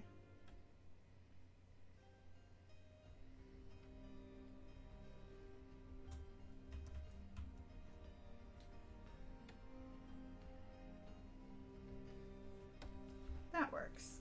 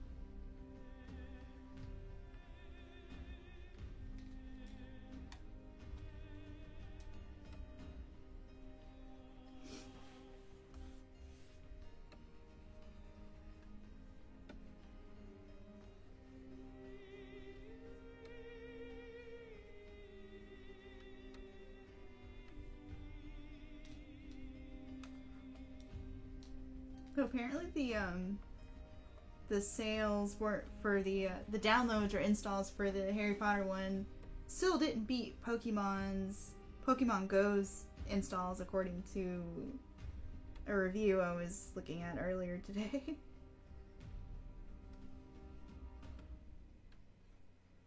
It's hard to beat the cute Pokemons. Everybody loves them. I'm not even a fan and I somehow know this.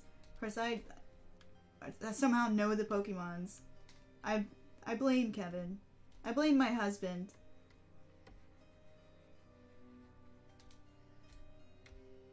I used to watch the cartoon a little, but somehow I've like secondhand absorbed the Pokemons from Kevin.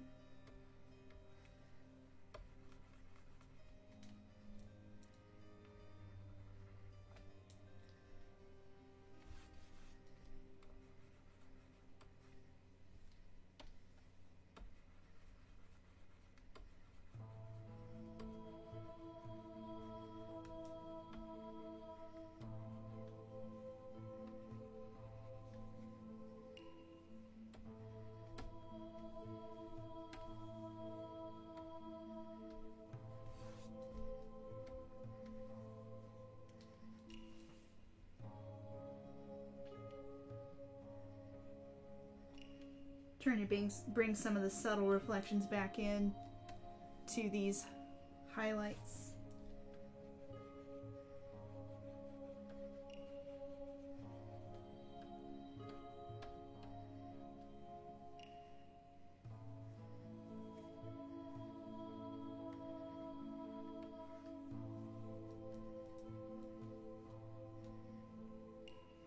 And now for the Satin Gleam.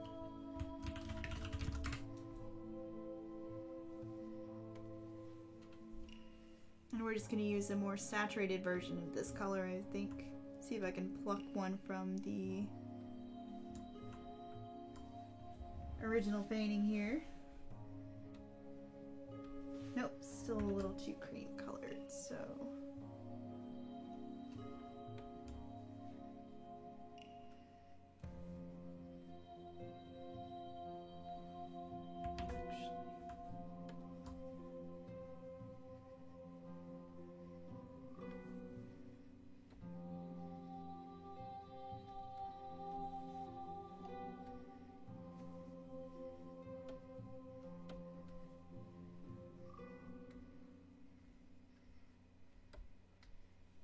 Yes.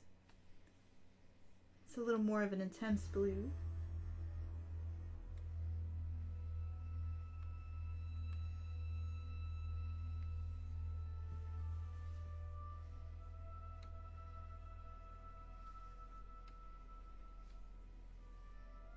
But I like the contrast it has with the cream.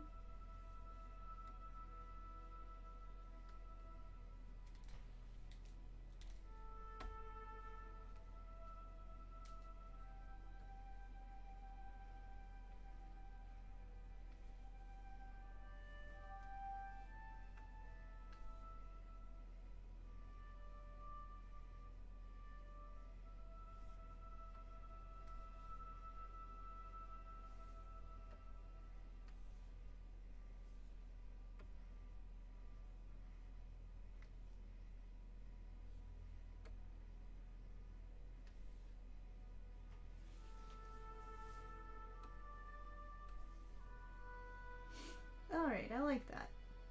We're doing good.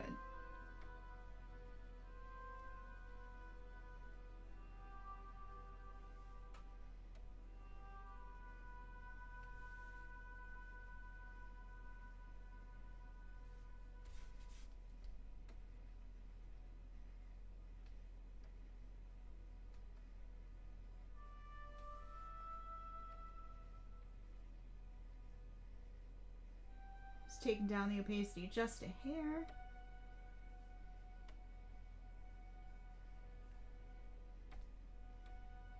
Actually, no, I like it with full opacity. I'll just come in here and erase some of this if I want it to be a little less intense.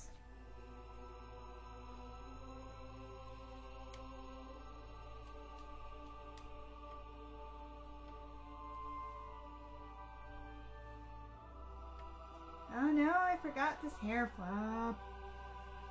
Oh no.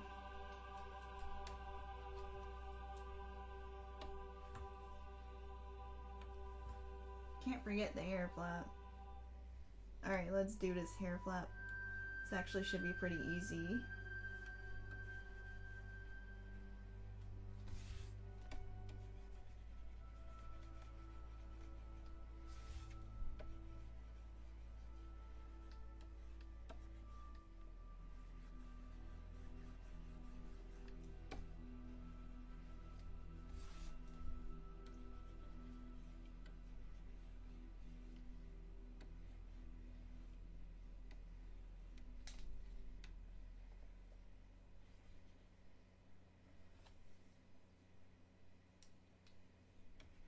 I think I'm gonna go and add some rim lighting to the bottom of the dress too, like I did for the sleeves.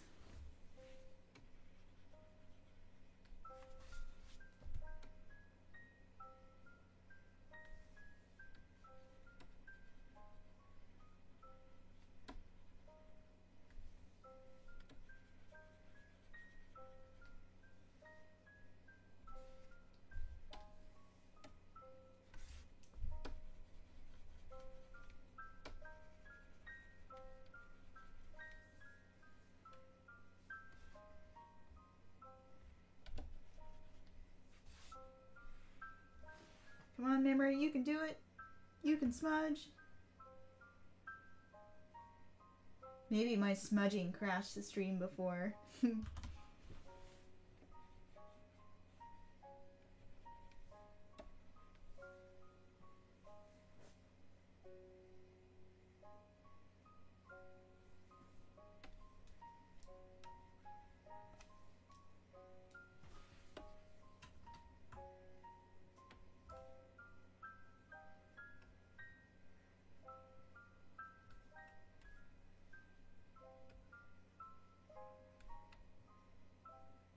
Satin Gleam for everyone! Satin Gleam and all the things!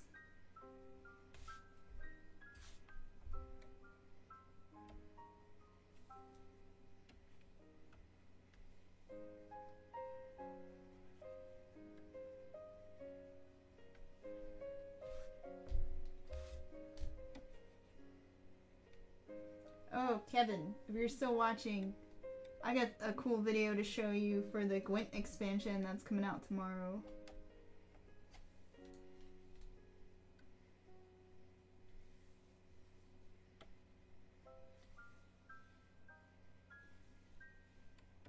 Before you go to bed. Before we both go to bed. I'm tired.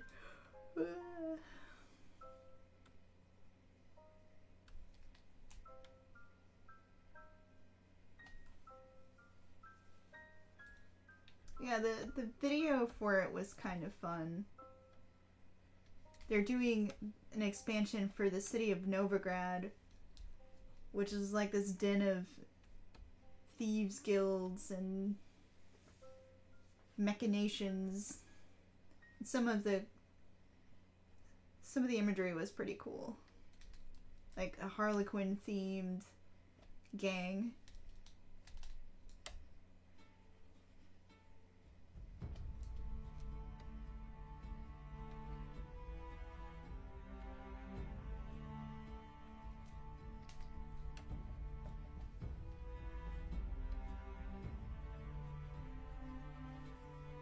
Like, it's tempting me with pre-orders, but I definitely don't need any Gwent stuff because I'm still playing Thronebreaker.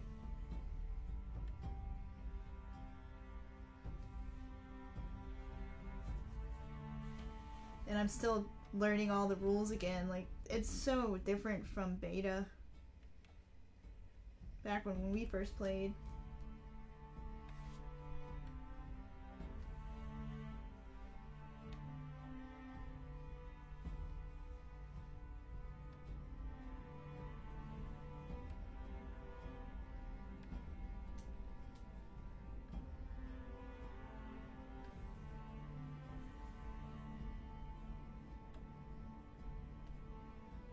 Though it seems like Thronebreaker is good training wheels for people learning how to play Gwent.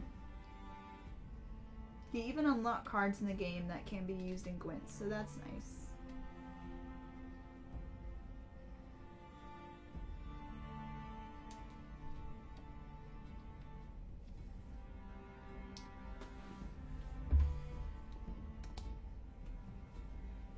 Yeah, I wouldn't mind playing with you if you did hop back in. I enjoy it.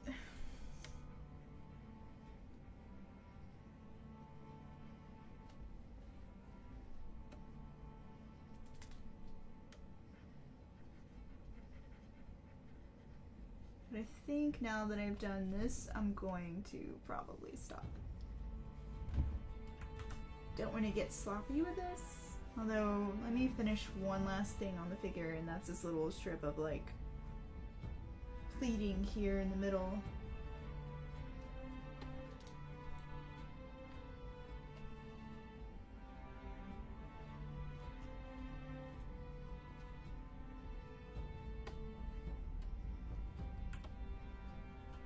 Which we're also going to just group and shade all at once.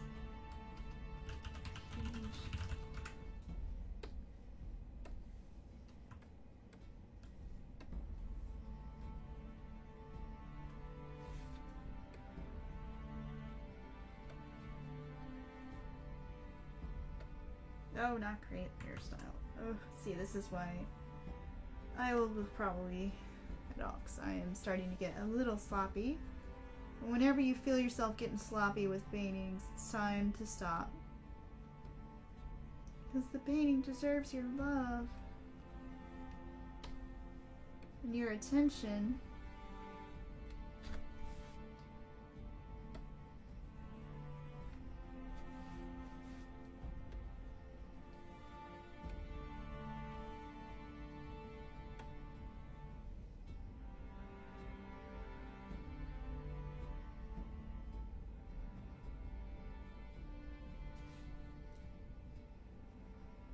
Whew. if I didn't just crash my image with this smudge tool. I think it's definitely time for a memory upgrade for me, because smudge tool drives my computer insane. Especially when I'm streaming at the same time.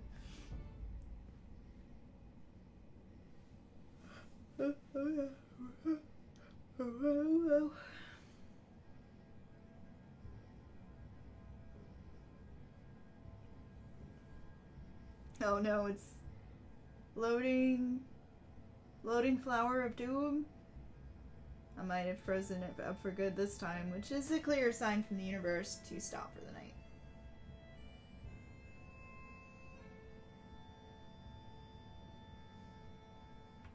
Control S, Control S.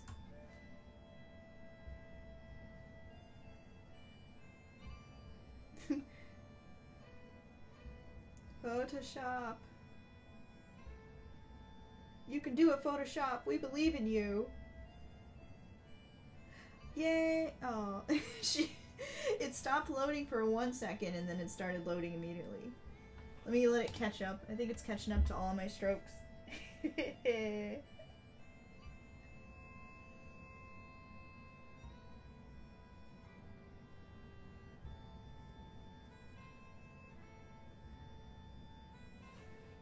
Don't fail me now, Photoshop. You can do it.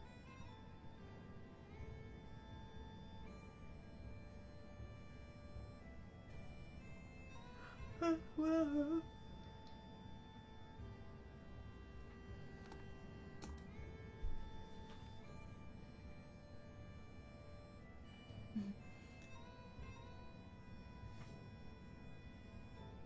Okay, I think it is done. And it is saved. Okay, good.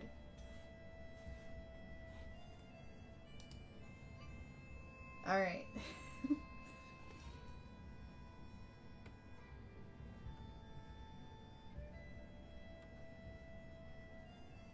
Me old computer needs an upgrade.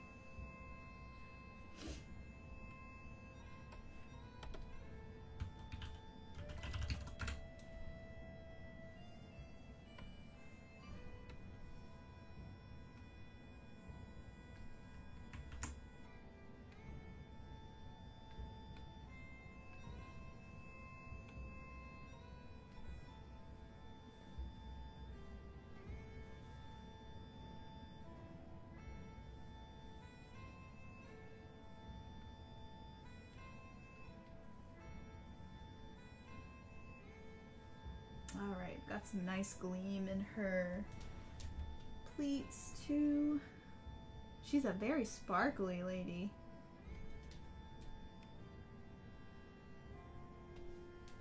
I think I had just gone full on sparkly detail madness by this point. Because the Goddess of November just...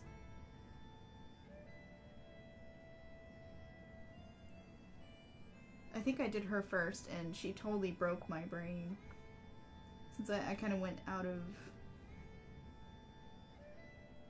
order with these. Okay. Alright, I'm satisfied with where we're at so far. And before I yawn and infect everyone else with my yawns, I think I'm gonna call it a night. This will be the first time I haven't managed to finish this in 2 streams,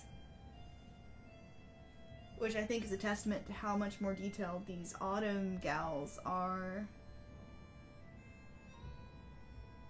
But you know what? I think it's doing well. We're doing nicely. So next time, I'll finish you next time, Chibi.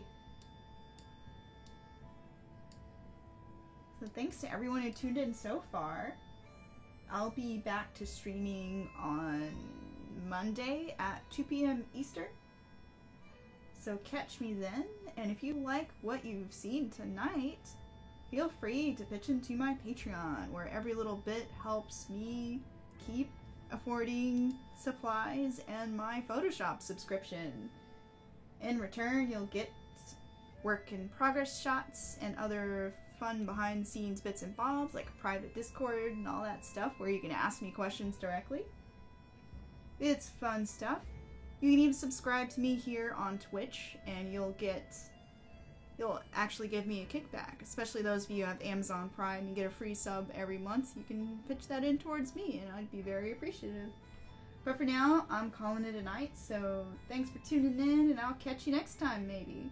If you missed me, you can always catch my ghost in the recording on YouTube, where all the streams that I do are recorded. So, for now, sleep tight, and I will see you later.